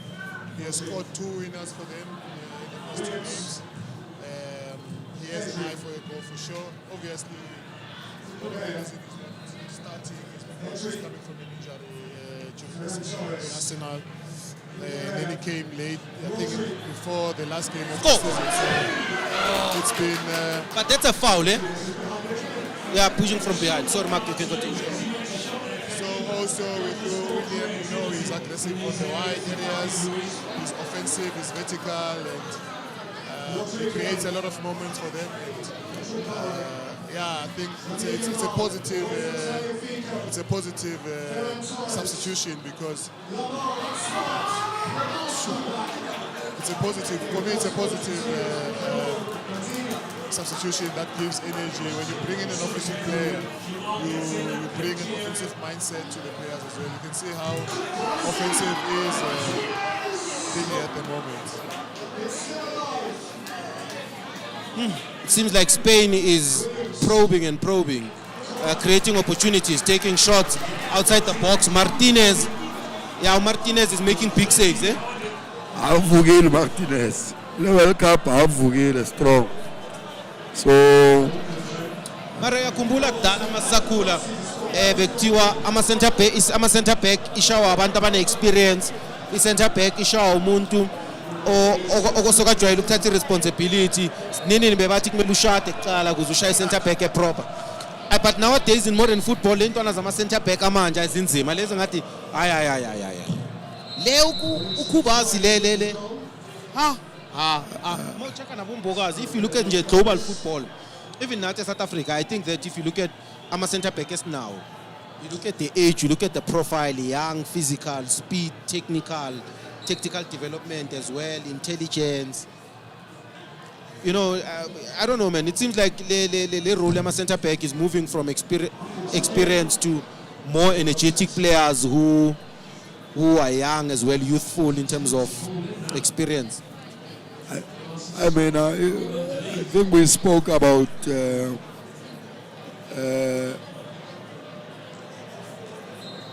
technical ability in Spain from a young age development. I mean, I still say, Spain or Barca, they've shown us a lot of things in football. Where we now, as coaches, we have more players, young players more than so-called experienced players, because we need energy more than anything. I say, center back, we want players that can put the ball at the back, and it needs technical ability. And Spain has shown us which age doesn't play. There's many players about Just to get into what also, it goes to the question that you asked earlier about the physicality, the speed, the strength, because now the game speed has increased. There's a lot of more so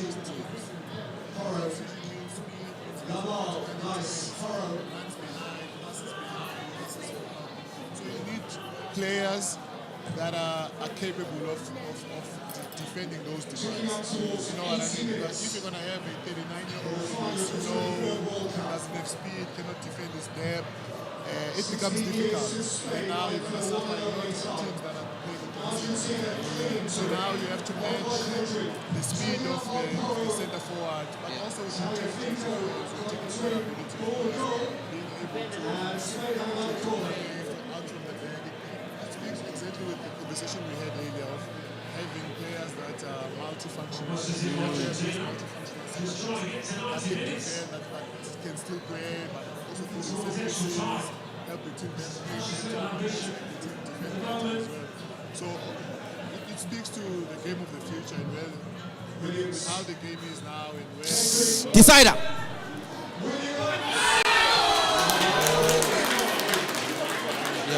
Now, Mark, you're saying it speaks to the game of the future.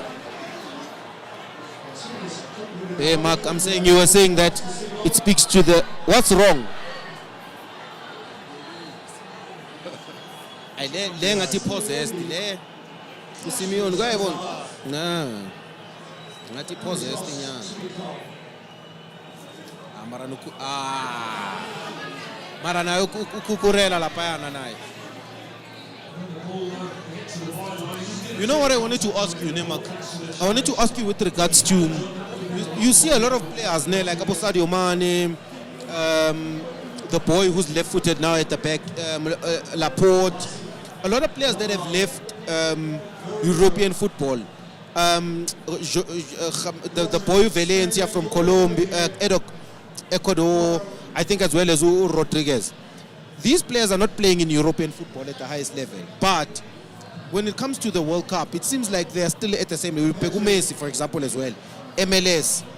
What does this say about the technical level of certain players, and maybe what does it say about the league? Because Upegu Laporte, he plays good in Saudi Arabia, but he's still as good as most centre backs that are playing in European football, if not better.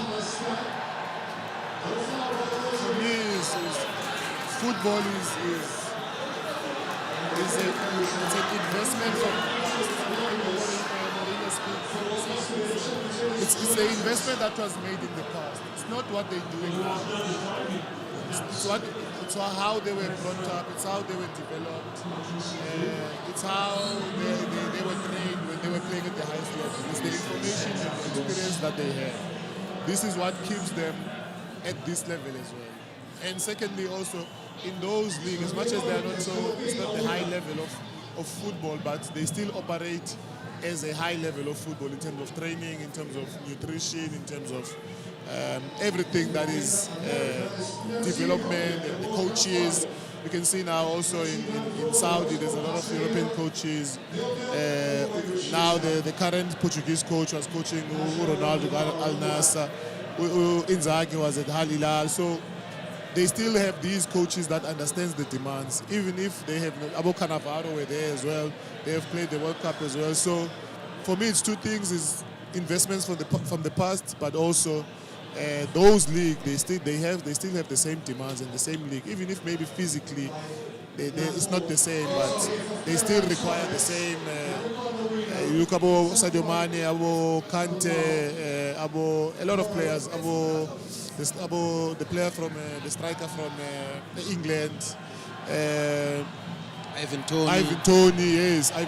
The boy from Mexico who scored plus minus 20 goals. Yes, he was the top scorer, and you could see the level he plays. He plays in a good level as well. So it's investments from the past when I look at it. Investment from past, says Mark Mayambela. By Fernandez again. He needs to mind his music cues now.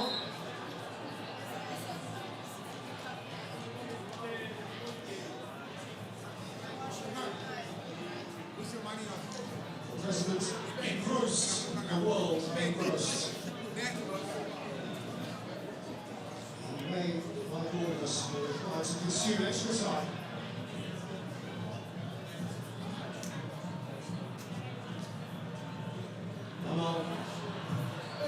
Torres, it's a Spanish throw. Argentina just been unwilling to go toe-to-toe with his Spain team. I have a feeling only if they did that, they'd get sadly beaten.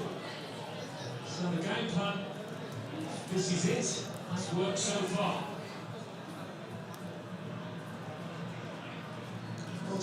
Do you see where the ball are corner?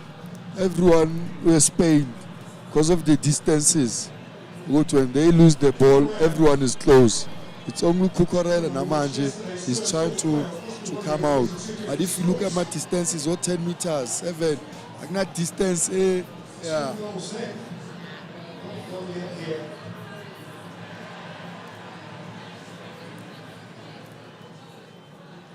minutes of break.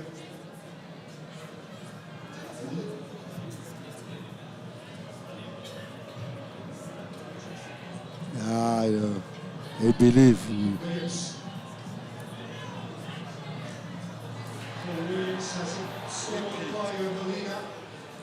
Many goals in this World Cup. Yeah. Go. The latest goal has ever been scored to win a World Cup final without extra time, and he played off for Germany against Argentina in 1990, scored the winner in the 85th minute. Momentum tells us it's been one-way traffic. In fact, Lautaro Martinez hasn't come off the bench. Tells you still know his tactics, I think. Trying to see it through now to extra time. They've done well. Rodri. Marino.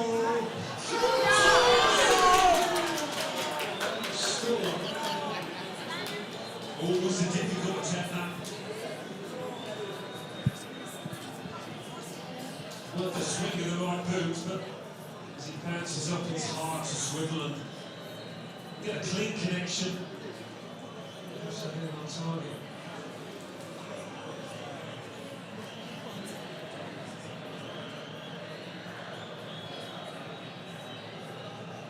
Eight previous World Cup finals have required extra time. The last one did.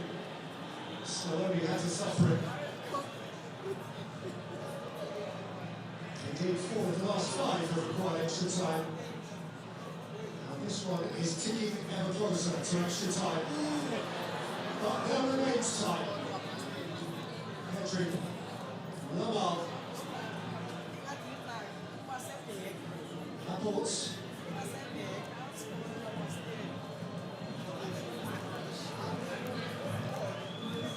Pedri. Williams. Cucurella. Rodri.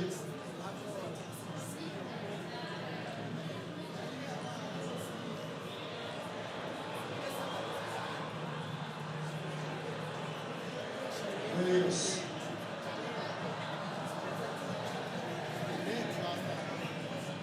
Rodri. Kubasi. Reno. Fukoro. Lamal. Rodri. Nico Williams. The 89th minute.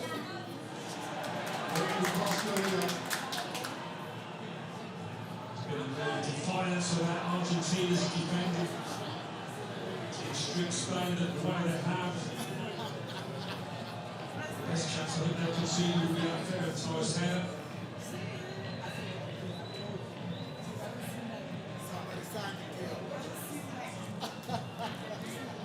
Laporte. Kubasi. Is to open up to Rodri. Far side.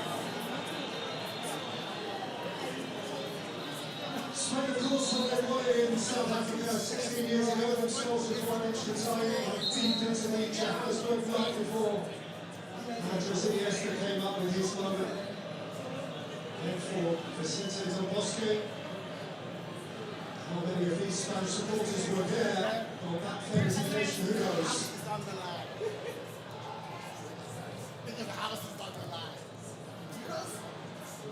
Marino, Pedri, Margarina, Messi, people there on time.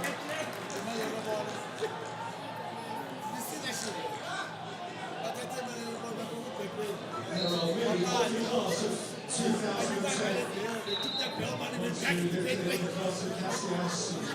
Ramos and Piqué, Puyol, Busquets and Alonso. You saw the expression from the Spanish veterans there. It's been an easy watch, this one. Peer pressure, peer pressure, peer pressure. And they won it. And we're into 4 minutes of stoppage time here. They gave this bail money. They were like, oh, why is this back?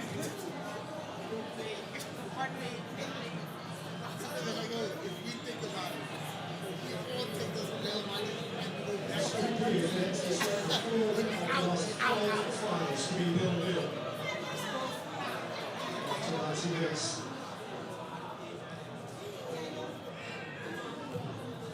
There's so much on it, that's the truth. There's everything on it. This is it. Messi, Simeone. Messi straight down the chaos. Also with the seal card. To me, first viewing that Messi's just run into the port and the port holds his ground. Is everything delicious in it? Doesn't have to get it right. Yes, what's it? How has Lionel Messi?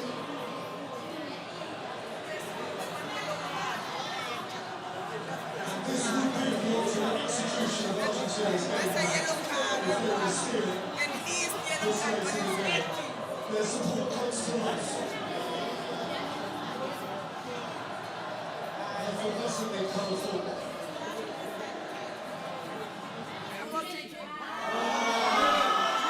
Yes, continue.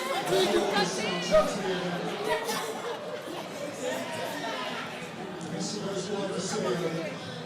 The whole tournament, Argentina is playing. Messi again. Messi.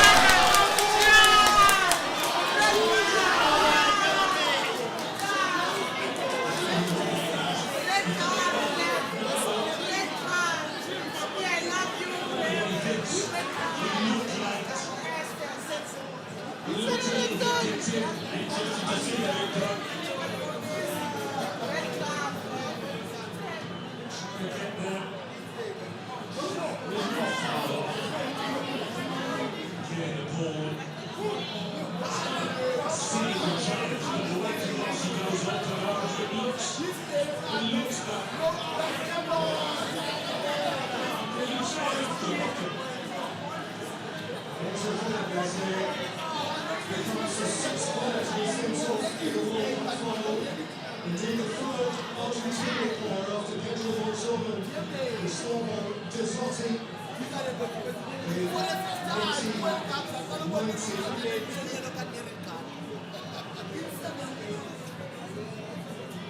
Where I think he's risked the ire of the referee too, possibly by covering his mouth in a confrontation.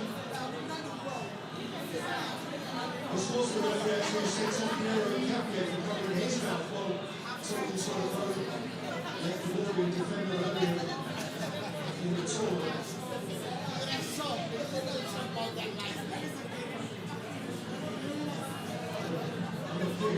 is still the potential for VAR involvement here. Peter Fernandez will be hard to console.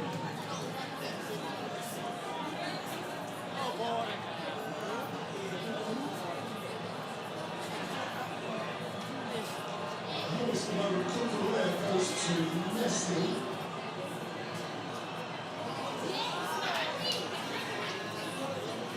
Messi indicates possibly that he said something behind that hand.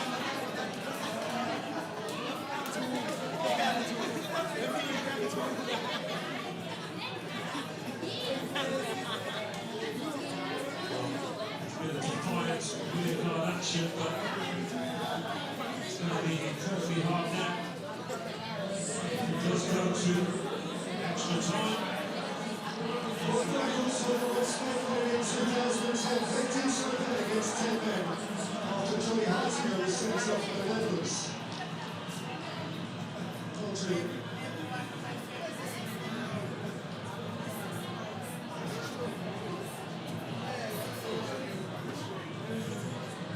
Williams, Kukurea, Pedri,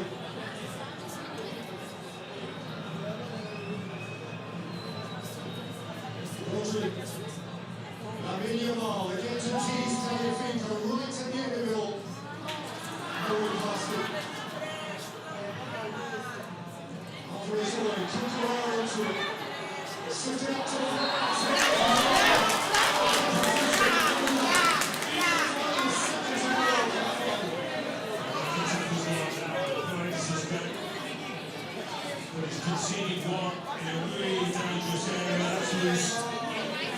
years at this stage.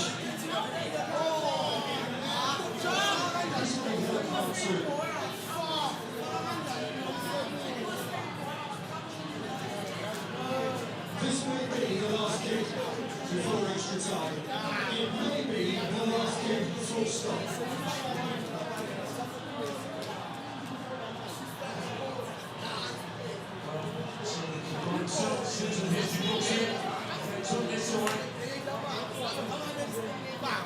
Put yourself now in the boots of Pedro Porro.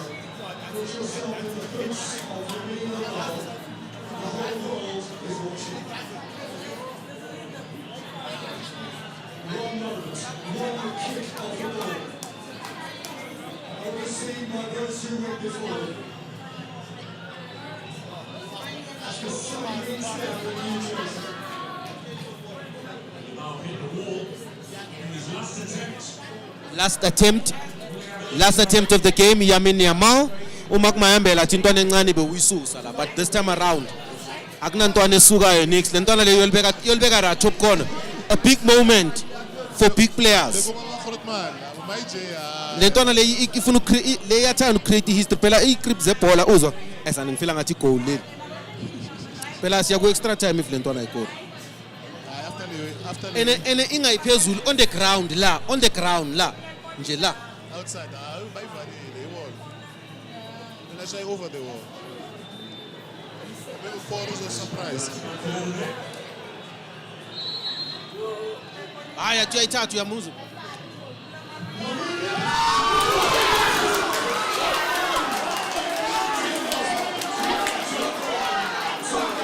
Martinez uvukile yo. Mara, it was too obvious. Yeah, but it was too obvious. Goalkeepers. Maybe I'm shy ngara.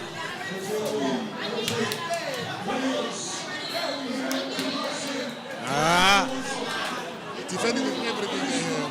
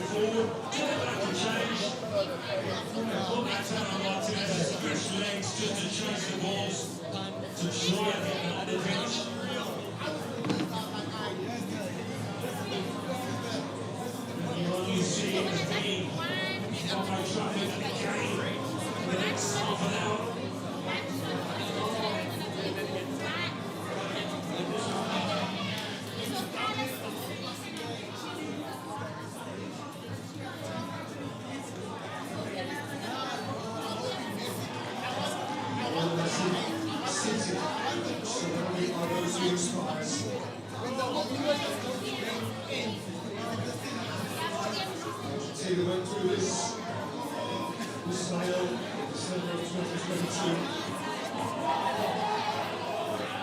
2014 final went to the extra time as well. Argentina were beaten by Germany. Mario Götze, 114 minutes, and the time before that it was Spain. The extra goal against the Netherlands, 116 minutes. And indeed now both American World Cup finals have reached the stage goalless. 1994, Brazil 0, Italy 0. That one went all the way to penalties. This competition competition. 5 periods of extra time in the last 32. Of which 3 went to penalties. 1 period of extra time in the last 16. Switzerland against Colombia went to penalties. And 2 further periods of extra time in the quarterfinals. Bellingham scored for England against Norway in Miami. And in the Argentina's victory, they scored twice in extra period against Switzerland. So in all, 8 of the previous 103 games of this competition have required extra time. And games, 8 periods of extra time were required. 4 of those were decisive, and 4 went to penalties.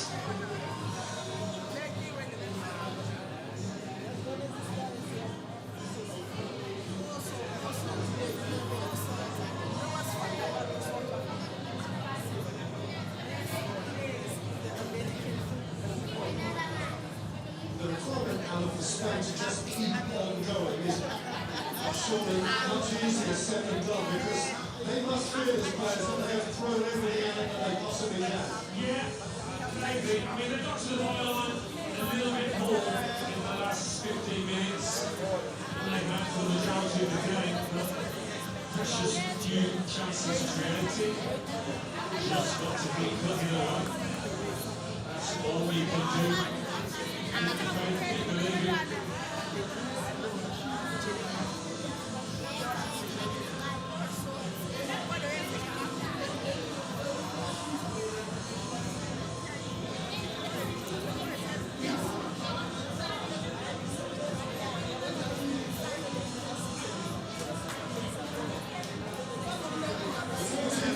Argentina have gone into extra time in the whole history of the World Cup. Those who have any team in tournament history, they have prevailed in 11 of the previous 13.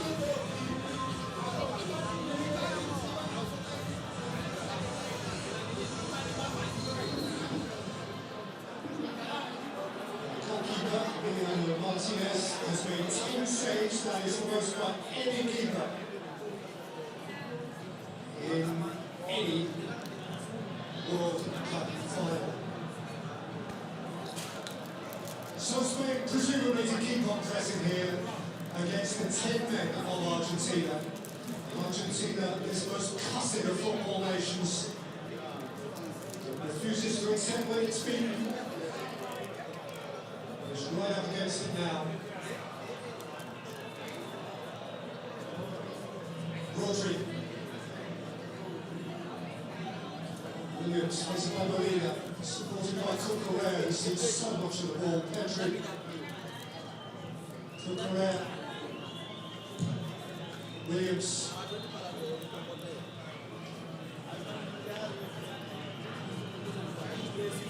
Kubasi.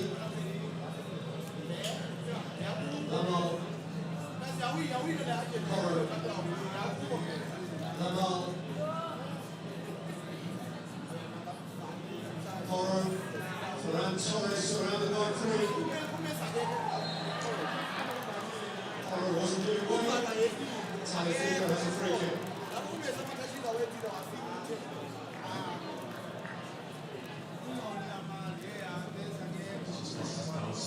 Come on.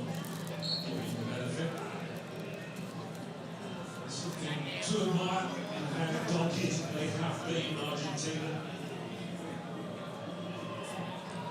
Will not give way.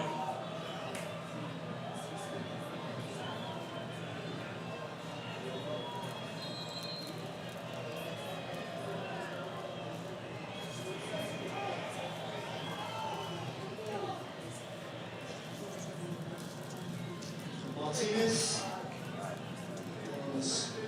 couldn't really. So we put on essentially because of it. Yeah, the best of the saves he's made. He'll be called upon to make many more. Got him off the chairs. Seeking through here from Ferran Torres. Torres, couldn't bring it with him. Talifico jumps it out. Then loses it to the ball. Pedri!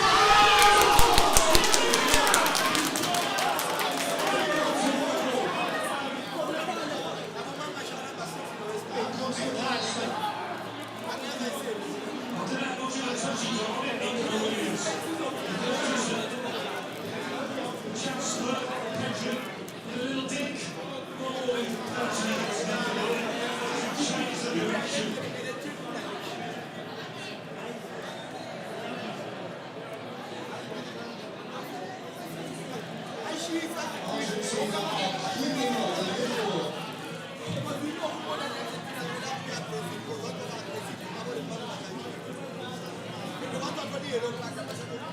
Solid connection here, and you think Martinez is in the go. He needs to take the touch. And does he try to feed it into that far corner? The record is set from Kaiwani and Kata, which changed it all. Some say he won the last World Cup final, he might just win this one.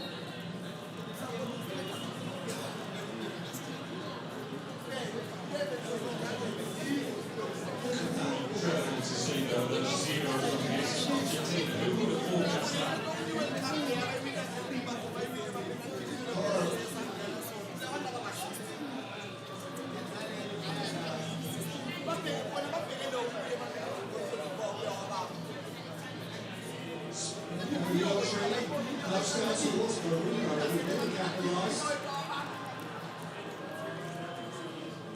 Argentina dare to have the ball. Spain swore.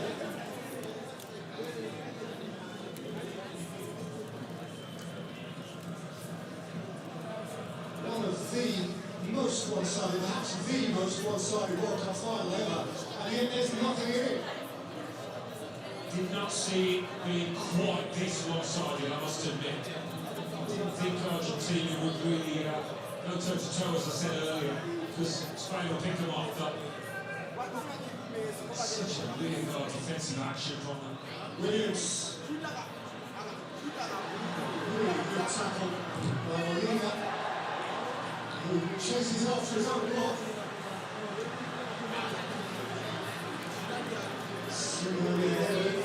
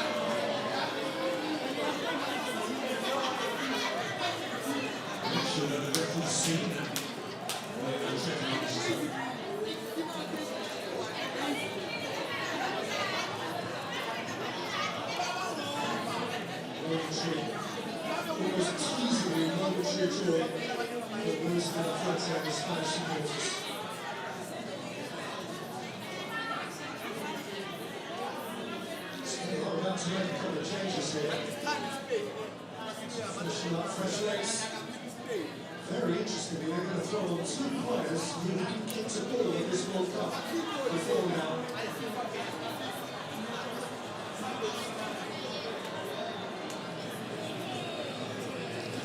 Garcia of Barcelona. And Berretti, of Arsenal.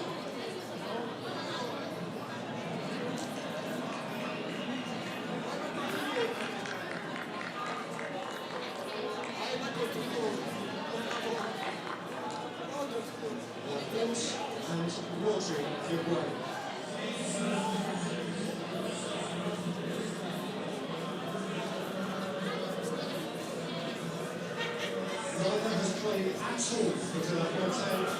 And now they're going to play the most important 15 or 20 minutes in the whole competition.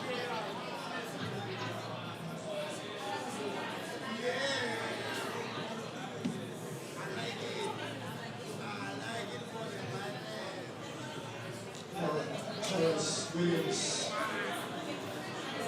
Kendrick, Kukurela, Williams fronting goal side. Signori helping out his fullback. He was back there to Romeo.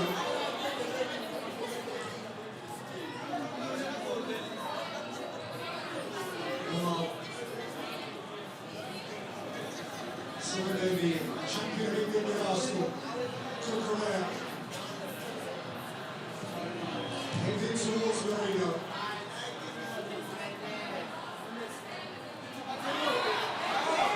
This has gone possibly in, he's seen empty net.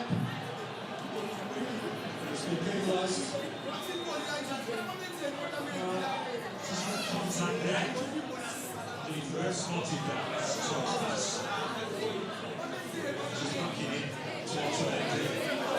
That's happened so often in the box when all the defending each other.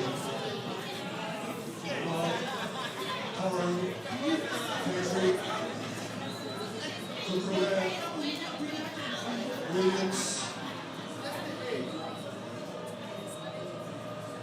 Pedri, Porro, Williams was arriving. It's away from him, Argentina.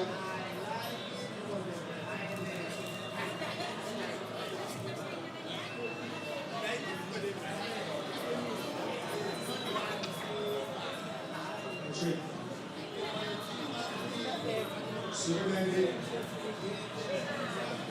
Kumasi, Williams, Porro, sensible.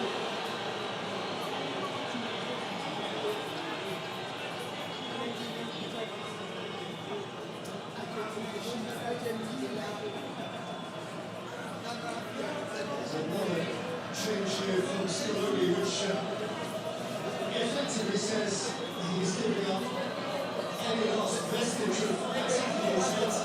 Taking his number 9 in the offense and replacing him with an now Tottenham centre-back, Marcos Senesi. Yeah, could have pronounced that time after that. Shows the central defender to try and see this out. Which leaves Messi really as his only attacking player on the field.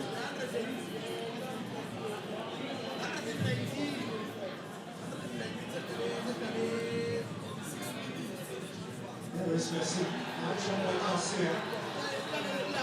Good ball by Pedri. Porro.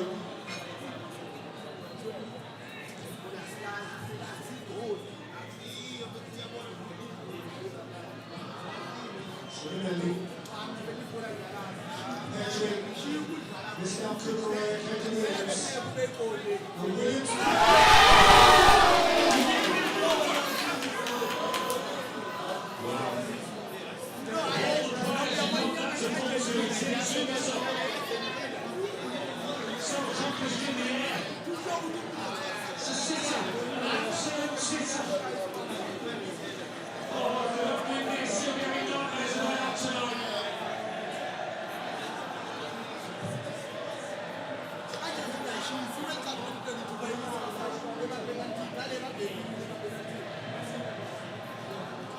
Simonelli.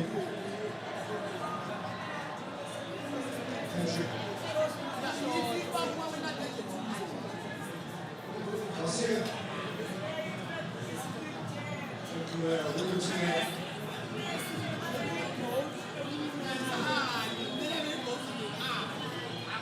Pedri. Lamar. Porro. Pedri. Williams.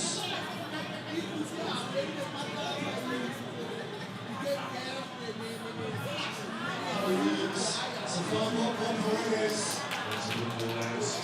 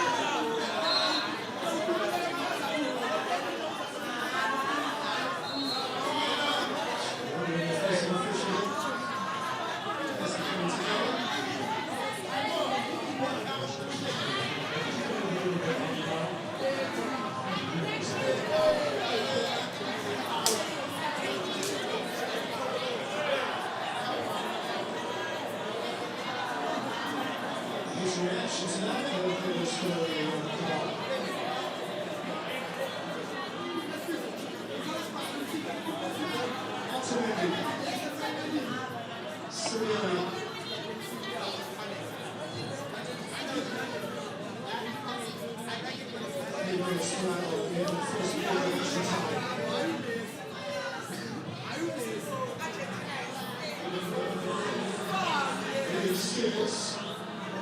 Taking the skills back.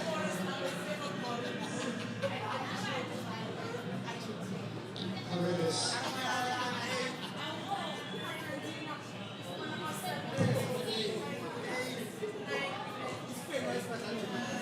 Paul. One two baby. Petri. Torres in contact. Have no whistle. Then goes to Larson. Subimemi. Montenegro clear. There's Messi. Simeone. Valencia want to keep it there. Paredes couldn't keep it. Spain had a number of Petri.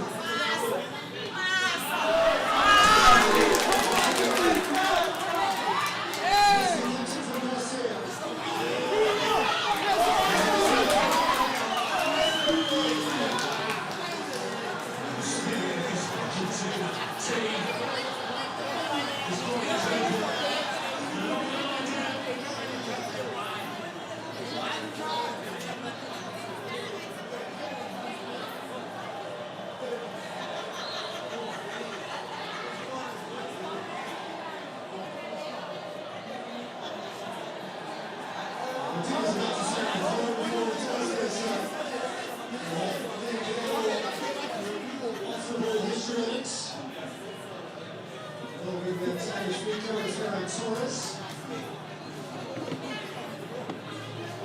One of the guys out there now, who's got keep his eyes cleared, all sorts of shenanigans.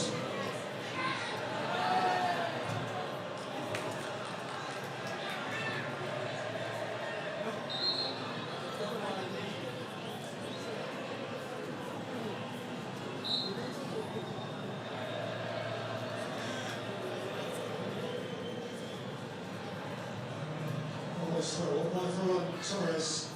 In goes Marino. One couldn't keep it in play. Argentina are within a few seconds now of ticking their next box.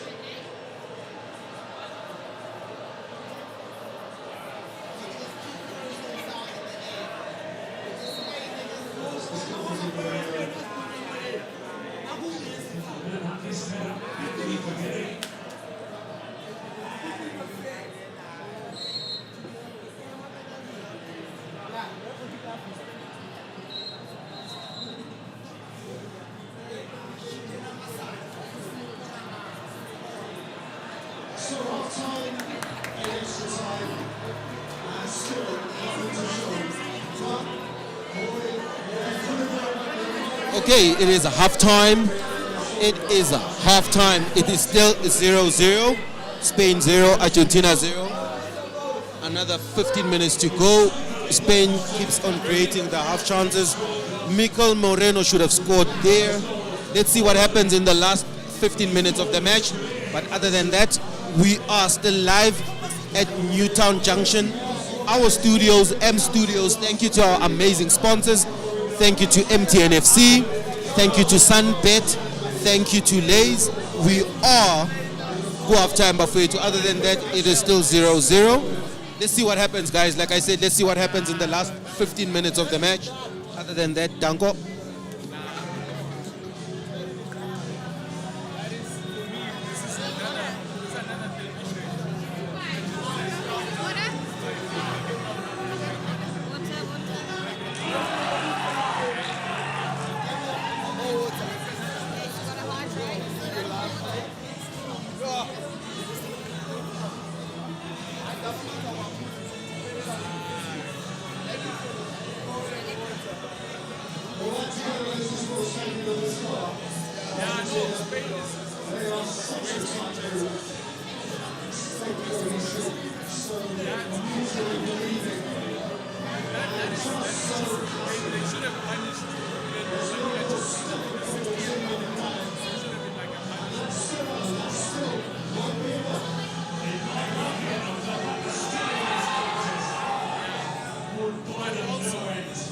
That was it.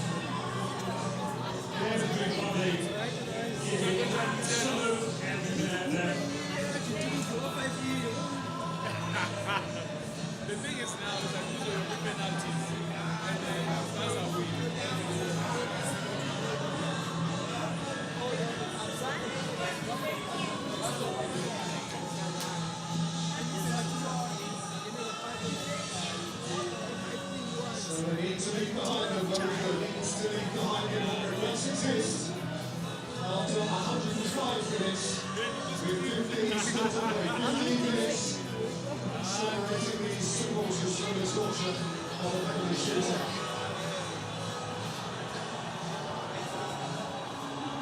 Some of these players functioning on memory, I think. So tired. When you think of the emotion they've expended in Argentina, the extra time they've already had in this competition, it's a monumental physical effort from them. Messi gets the ball rolling again. Molina forward. And Molina again.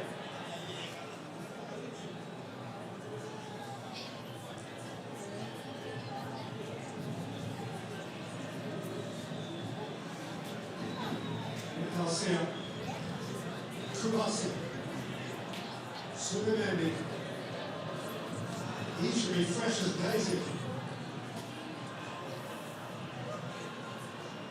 Minimal. Pedro Porro. Williams.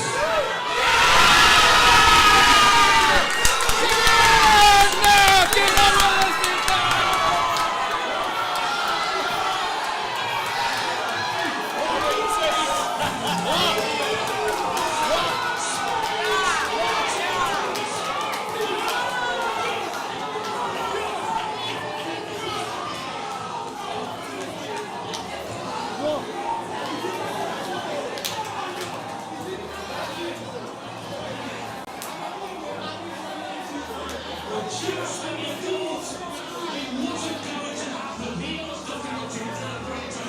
They're giving everything. They're giving everything. And then, seconds into the second half of extra time, there it was. And one moment can happen, it's not over yet. It's certainly not over yet. Momentum decline now for Argentina. Nico Williams does ever so well to keep it alive, and that's easy. That's an easy one to miss. He's got time to do the very third charge. It's easy to look at it. He has to move to the left. Focus there, Tim. That's a clinical finish, this one. Lovely clean contact. No doubt about it. This time Martinez in goal. No chance whatsoever. What a moment.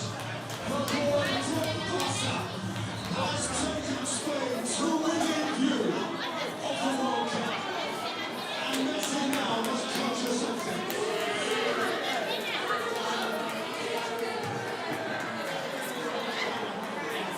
The 25th international goal for Ferran Torres. None to run alongside that one.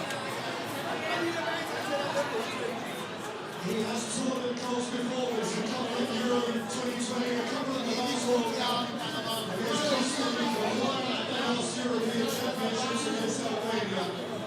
But none of those elicited tears as this one has.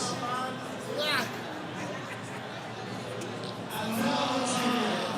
Argentina must dig like a middle table floor.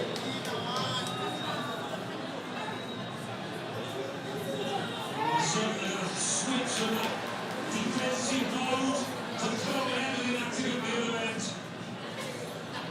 I've been happy to sit on it for so long, virtually from the first whistle.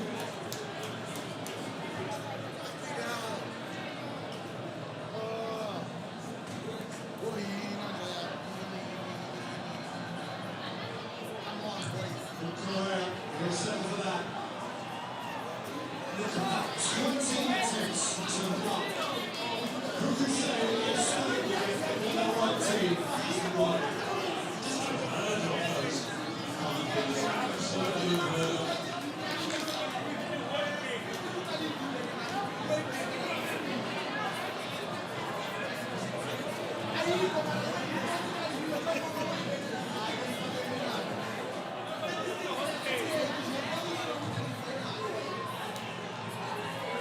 Substitute to score a World Cup final for Torres since Mario Götze scored the winner for Germany against Argentina in Rio. And now for Spain is a time to settle themselves, to come down off the high of that goal, to make sure that concentration remains. Oh yeah, Paredes charged down by Williams. What's Messi doing at the back? Led by Porro. Taken up by Messi, who threatened momentarily. Medina. Cementi from halfway. Otamendi. Paredes. Medina. 10 minutes to play.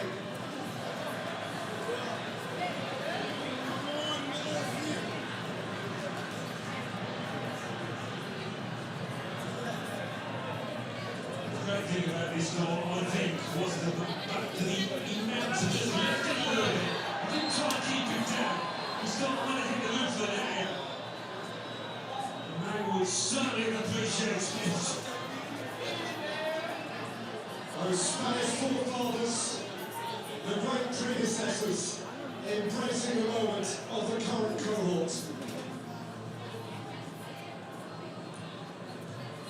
A moment from which Argentina want to hide.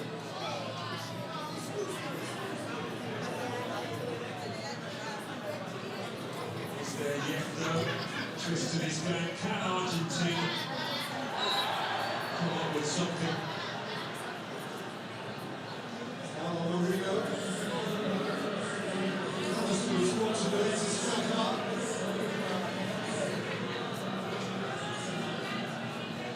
Maybe feeling a bit better, Marino.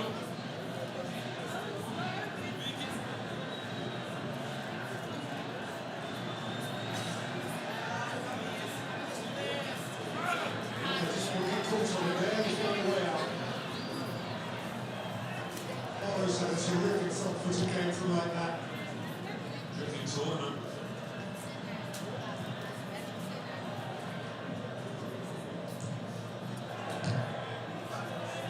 Lamar. Petri. Kukurea. Petri. Williams. To keep the ball for Spain is to win the World Cup.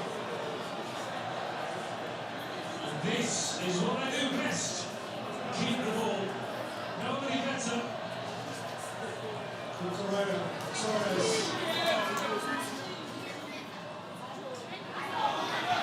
Williams, happy to make friends with the corner flag. Right outside. Great assist though. Nico Williams for that goal. Time to hurry up now. Before, they were doing everything slowly, Argentina.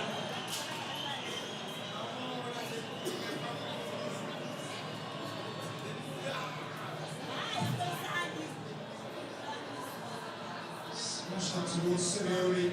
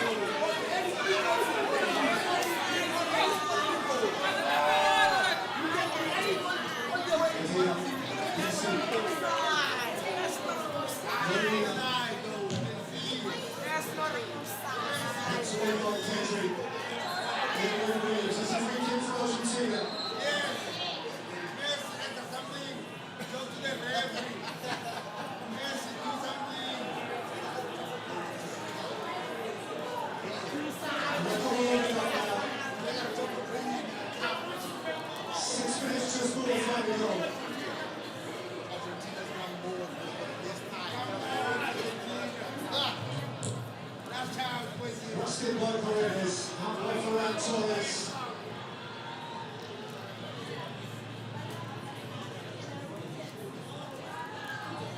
Paredes. You still wouldn't put it past them, Argentina, to strike back. Messi.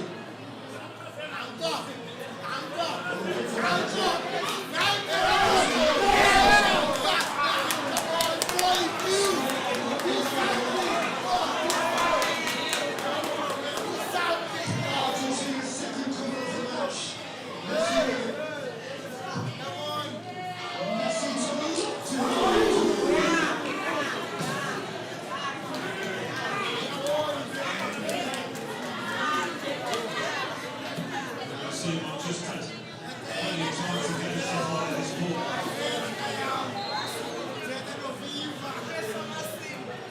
Really takes a huge step back to the ball to equalise that winning goal. Leading goal, should I say. Maybe the winning one.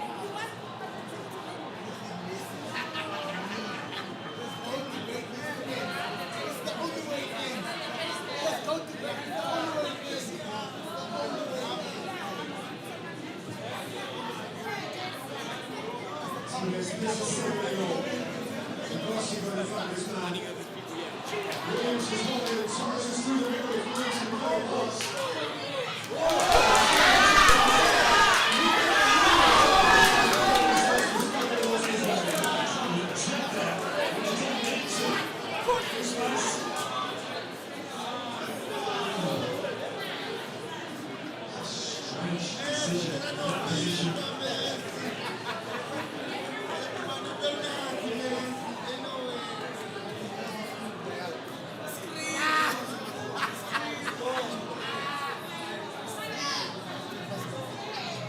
Fuck it out. Montana Fico to heavy for Solesi. Here's Messi.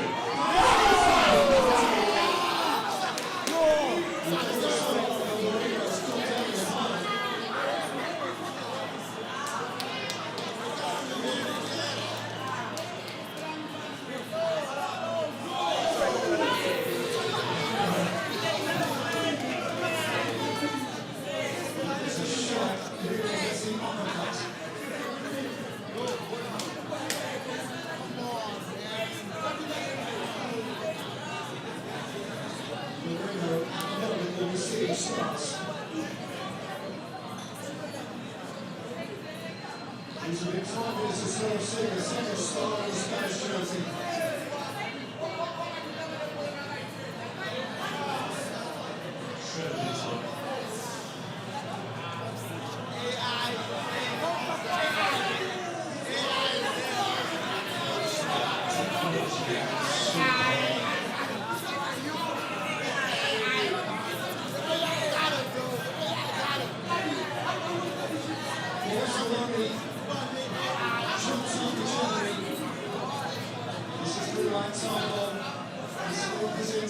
One last chance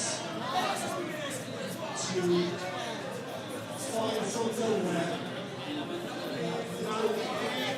Sprinkling of magic dust that will keep Argentina alive. Marino has to come off to go back on.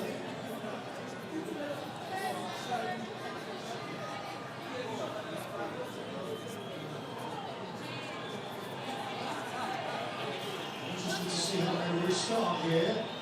Slovenian referees called over Paredes and Torres. Porro.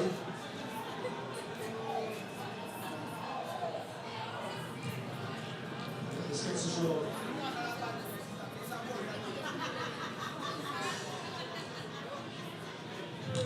Katina.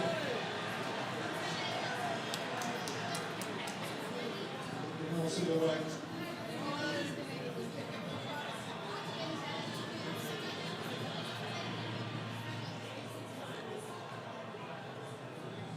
Martinez. Sent back from Messi, just sifting through for Simeone. Up by Kubasi.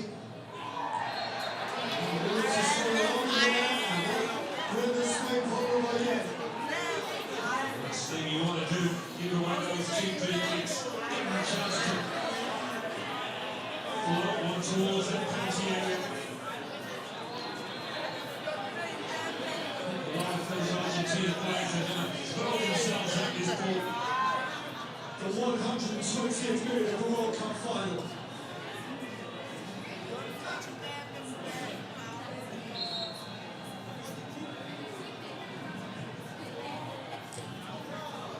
Messi wins it. And now Messi wins.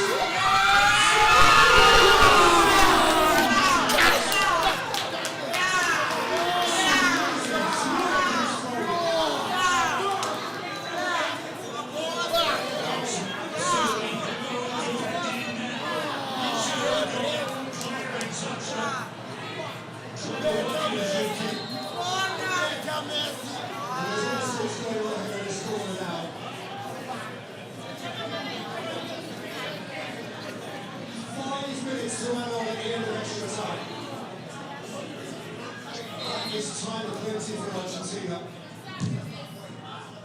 Messi's delivering. They smuggle behind for another one.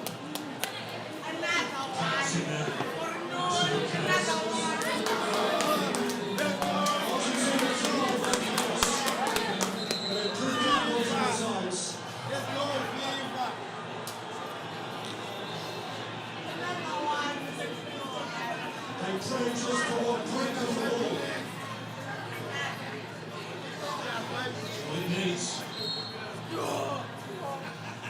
Ooh, 4 minutes to go. Yeah, just 4 minutes to go. Scores! That's a chance. Chance for Argentina. 4 minutes left. Spain 1. Argentina 0. Argentina with a red card. A goal from Ferran.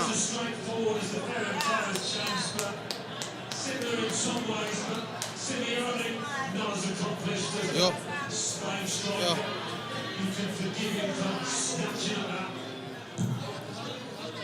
All Spain on its breast.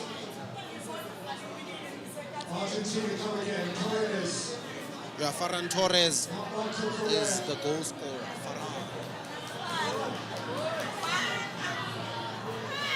I think Ferran added a difference as well as Nico Williams. I think Nico Williams was an important player. Petri brought in stability in that midfield. Mireno brought in presence up front, a different number 9 compared to obviously the one they started the match with. I think Alex Baena was solid up until Nico came in and added a different dimension. A red card for Enzo Fernandez.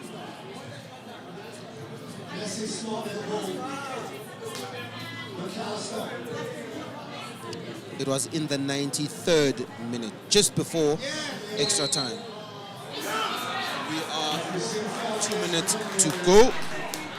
Will Spain be crowned the champions of the world?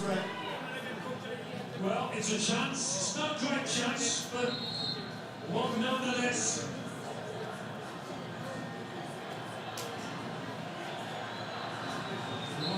Any last words? Seems like Spain will be the world champions. Any last words, Coach?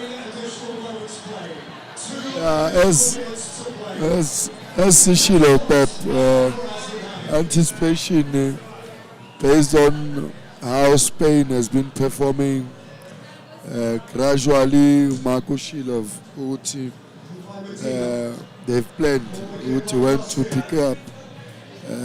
Now compare a final, looking at the intensity and the aggression that was exerted by Ilona, Argentina in the recent games about Khalid.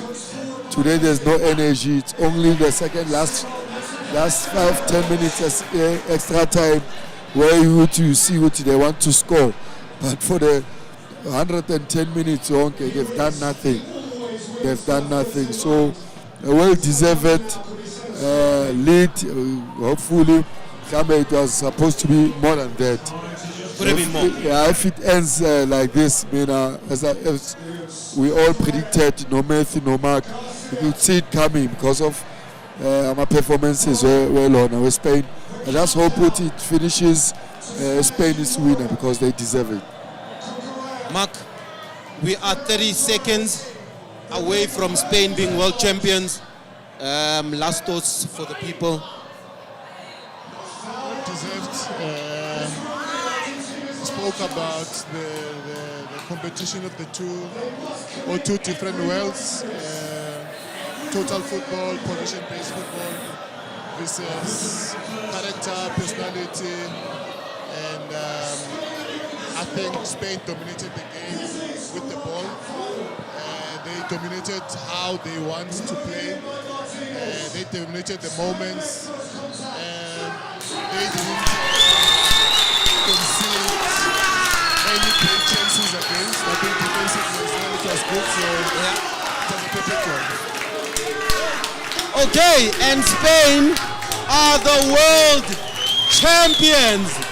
2026 FIFA World Cup. Españole are the champions of the FIFA World Cup.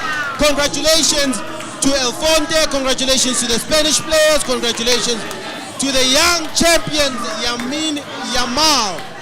An incredible effort from the Spanish national team. Unbelievable. What is happening, the coach? What? Yeah, what? Woo!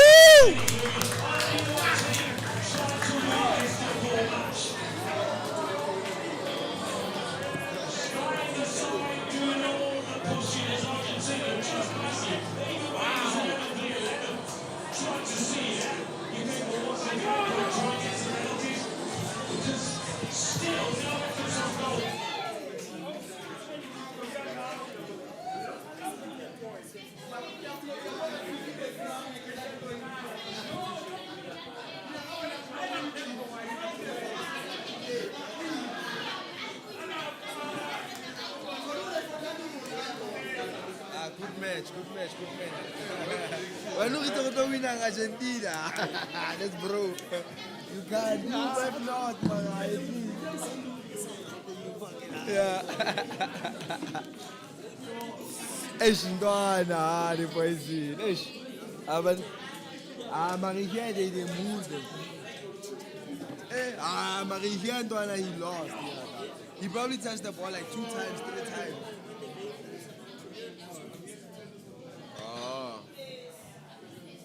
That was a fair match.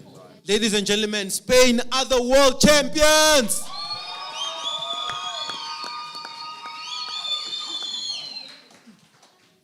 Oh, hola españole. Oh, español.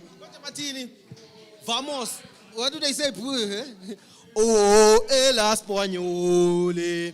Oh, el español. El español. This was the finale españole. Other than that, ladies and gentlemen, Spain are the world champions. 2026 FIFA World Cup, they are crowned the champions. Unbelievable. 8 games, 6 wins, 2 draws. This is considered to be a draw because the game ended 0-0 during full time. But we'll say 7, right, Matthew? Right? But we will say out of 8 games, 1 draw, 7 wins, 6 clean sheets in that space, 1 goal conceded. Unbelievable. Unbelievable. Matthew, would you say well deserved in your opinion?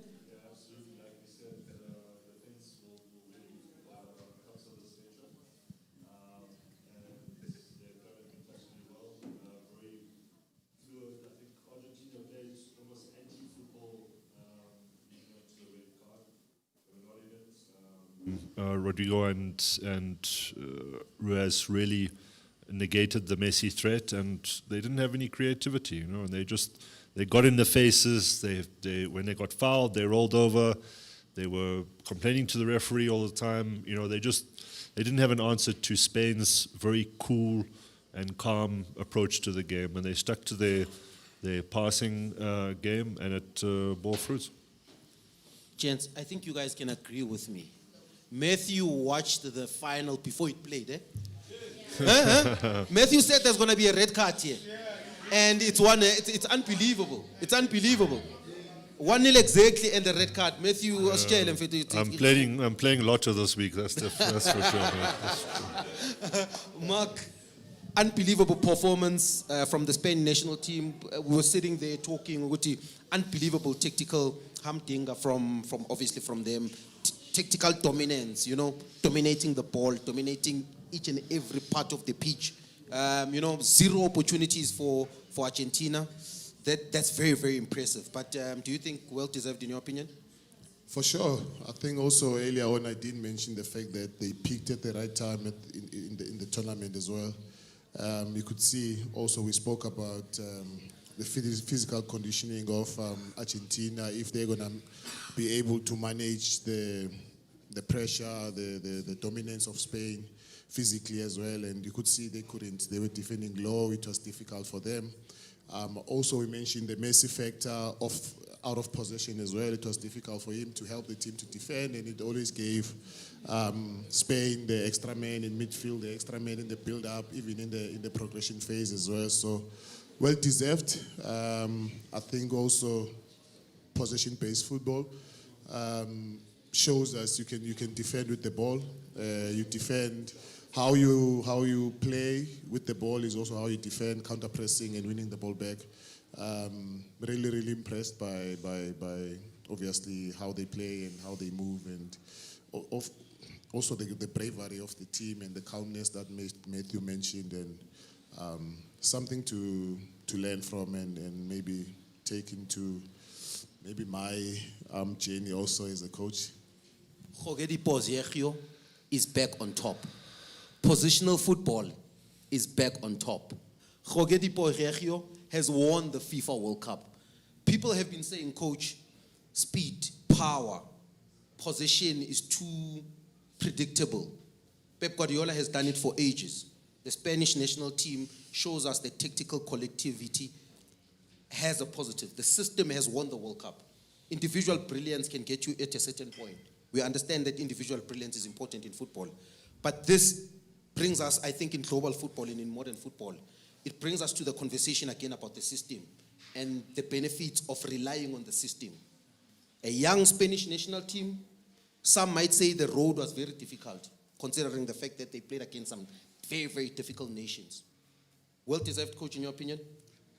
Yeah, most well-deserved, as we predicted, to Spain is so winner. And personally, I like a team that keeps, a national team that keeps the ball more. So I've always believed Spain is one of the best national teams in terms of ball retention. And it was evident in the World Cup. They are the masters of that. And again, it goes with the personnel. They've got a young squad, and the development, La Pana, is very, very key. So it's what you believe in football. And obviously, personnel is the one that requires how you must play. And those boys, on the young age, they've been trained the technique. Because I was once in Spain, could see Betrona was so tough. That's why it becomes easy when they play the normal turf. Passing the ball, it's second nature to them. And I still feel position-based, Pep showed us, Luis Enrique showed us, Arteta showed us.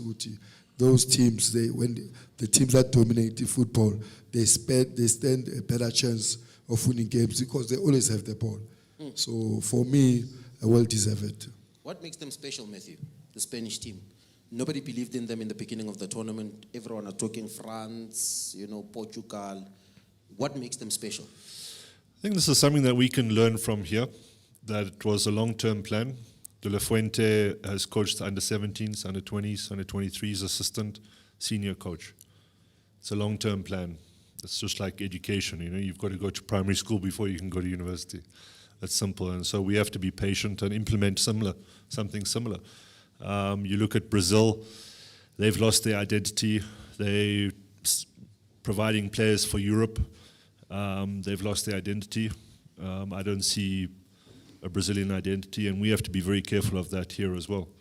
The long-term plan, yes, international best practice, we have to look at that, but we have to keep that South Africanism, to whatever plan we implement. And yeah, sticking to a system, and nurturing their players through that process. Yeah, there's a couple of players that are in the squad that were with him, actually. Very, very interesting. Mark, actually, you were mentioning something that's very similar with regards to what Jose was saying. I think there's a tagline that you spoke about there. I just forgot maybe the thing. But you were talking about that there's nothing new in football and the investment of football begins. I think you can take it away with regards just to referencing what Matthew is saying.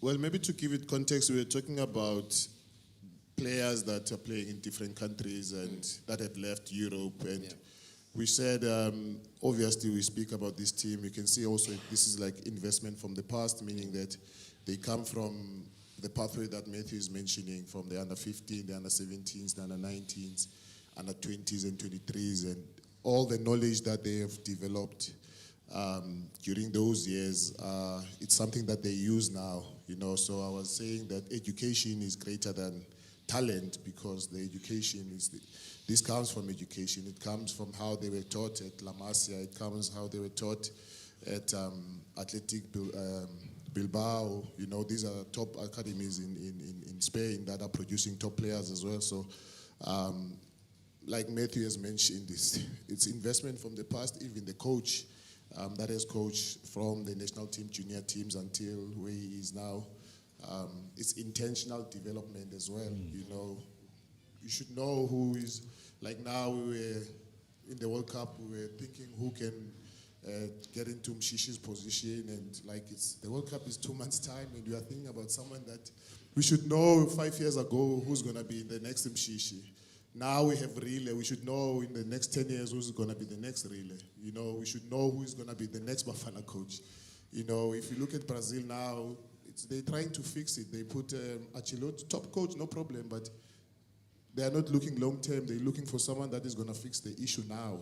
If you look at the interview of Klopp, he says, I want to be involved even setting up the huge structures of German football, of German national team as well.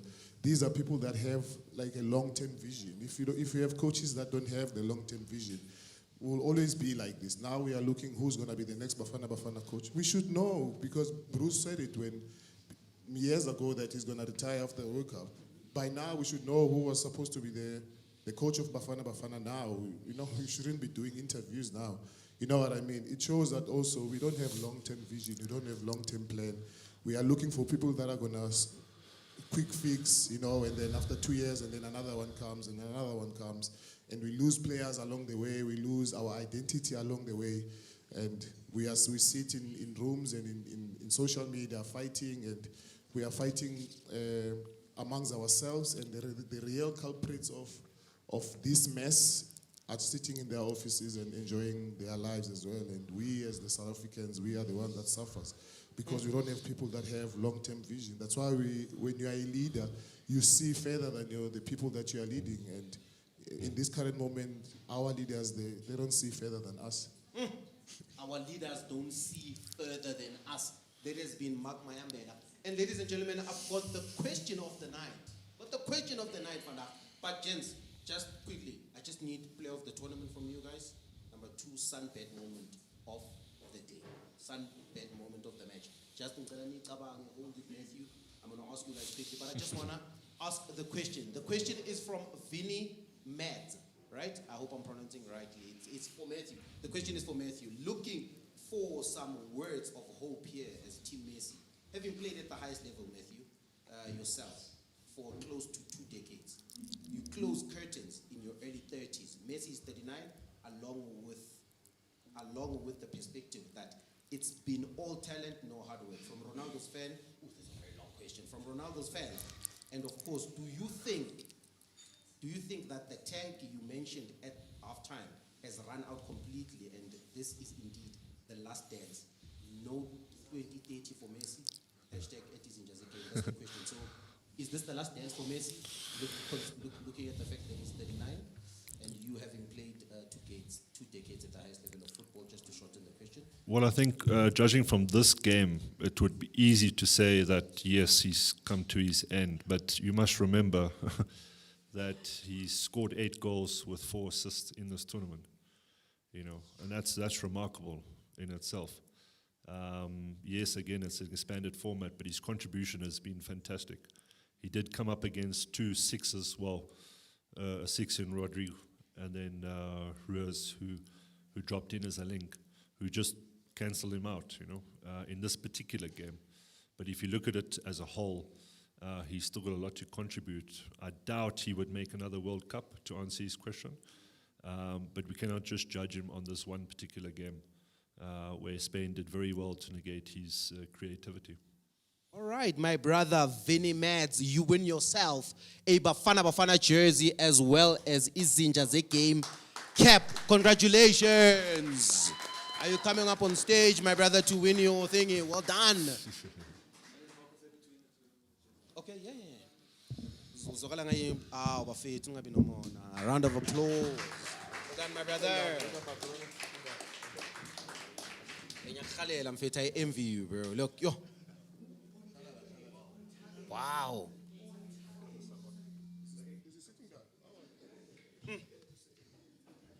Ingwenya kuphela ezisayine la mfethu.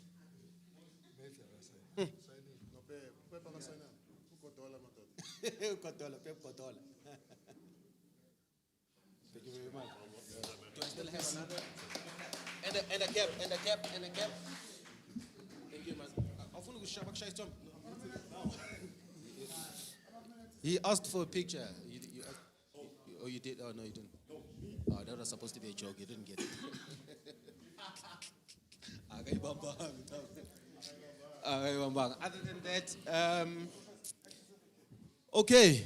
Congratulations, my brother Vinny. That looks nice. I envy you so much.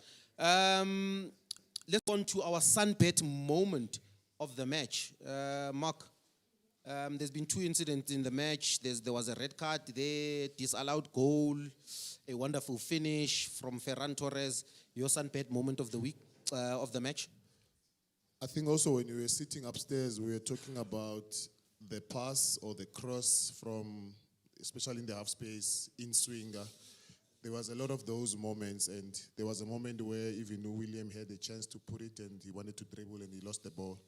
And the goal came from the exact same moment where you put in that ball that is an in-swinger that you spoke about before the game. I think Matthew also spoke about Messi does it a lot. And the cross came, the header to Farhan, and the finish, top finish, one-touch finish inside the box.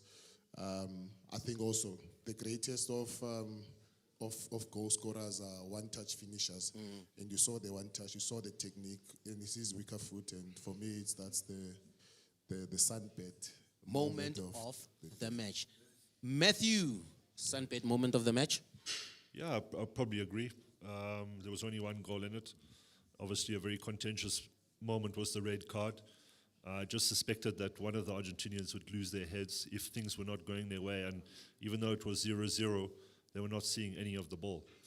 And they were getting very anxious about that fact. And they resulted to not only dirty play, but just negative football, you know. I didn't quite like it. I don't think they won any fans this final. Yep. One of the first World Cups that I watched was 1990.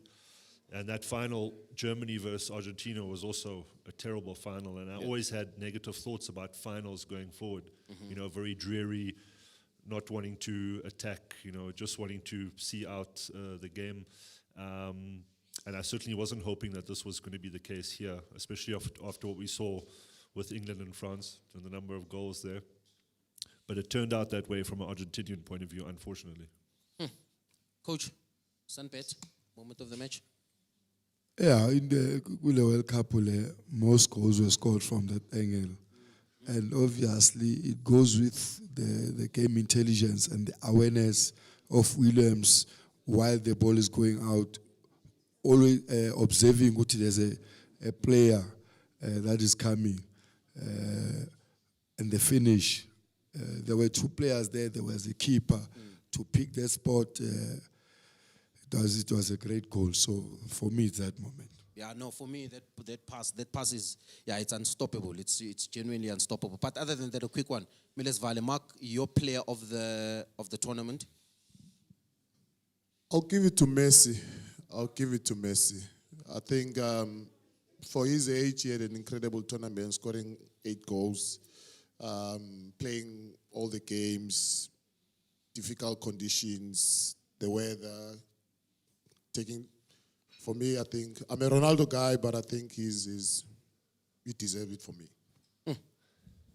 Matthew, player of the tournament? Probably Mbappe. For me, 10 goals, 4 assists.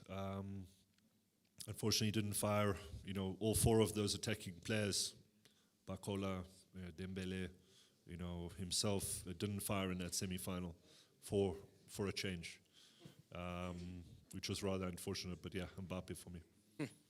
Do you think Mbappe is the best World Cup player in the history of the World Cup? No, I wouldn't go that far.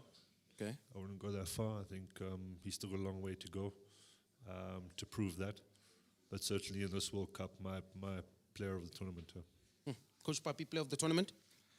Yeah, sinikuMessi mfeta retire kamnandi akayithola ngecup. Nkaramesi. Other than that, ladies and gentlemen, I don't know what I'm forgetting, but if I am, predictors on my phone. So thank you, Ryan, for that. Okay, and I have your predictors winners. Did you guys sign up? Please sign up to MTN Predictors. Other than that, I have each one of you guys are going to win a cap. I've got Norman Mnemo.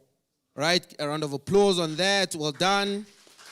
And I have as well Simtembile Mtoki. I hope I'm pronouncing that rightly. Congratulations. Nekhrodman lameli cool, eli strong, Ernest Fakute. Well done. Other than that, ladies and gentlemen, it was the 2026 FIFA World Cup. Spain are world champions. Spain are world champions. Thank you very much to the people that brought us here. Thank you to Ryan. Thank you to Andrew for the opportunity. Thank you to MTNFC. Thank you to Sunbet, the home of the 100-to-1 sports betting. Thank you to Lays. Thank you to Amped Studios for accommodating us and taking good care of us. Thank you to some of these young gentlemen that are here that are making coffee and making sure that we are all well taken care of. Thank you to the crew. Mark Mayambela, the tactical genius out here. We hope and wish you all the best in South African football. I think you're one of the best brains we have in the country. Matthew, we've done it in all the big competitions. We meet yet again. One of the inspirations. Thank you very much for being here with us. Coach Papi, we wish you all the best in the upcoming season. You know, very, very difficult journey, very difficult job there at Kukuna United. We wish you all the best. But thank you very much for an incredible World Cup. I am excited. Thank you to each and every single one of you guys that have participated in all three of these live events. Abo Coach, I see, so many faces here. Other than that, ladies and gentlemen, also known as Lindo Pep, receiving outside foot and passing up. Next time. Other than that, Danko.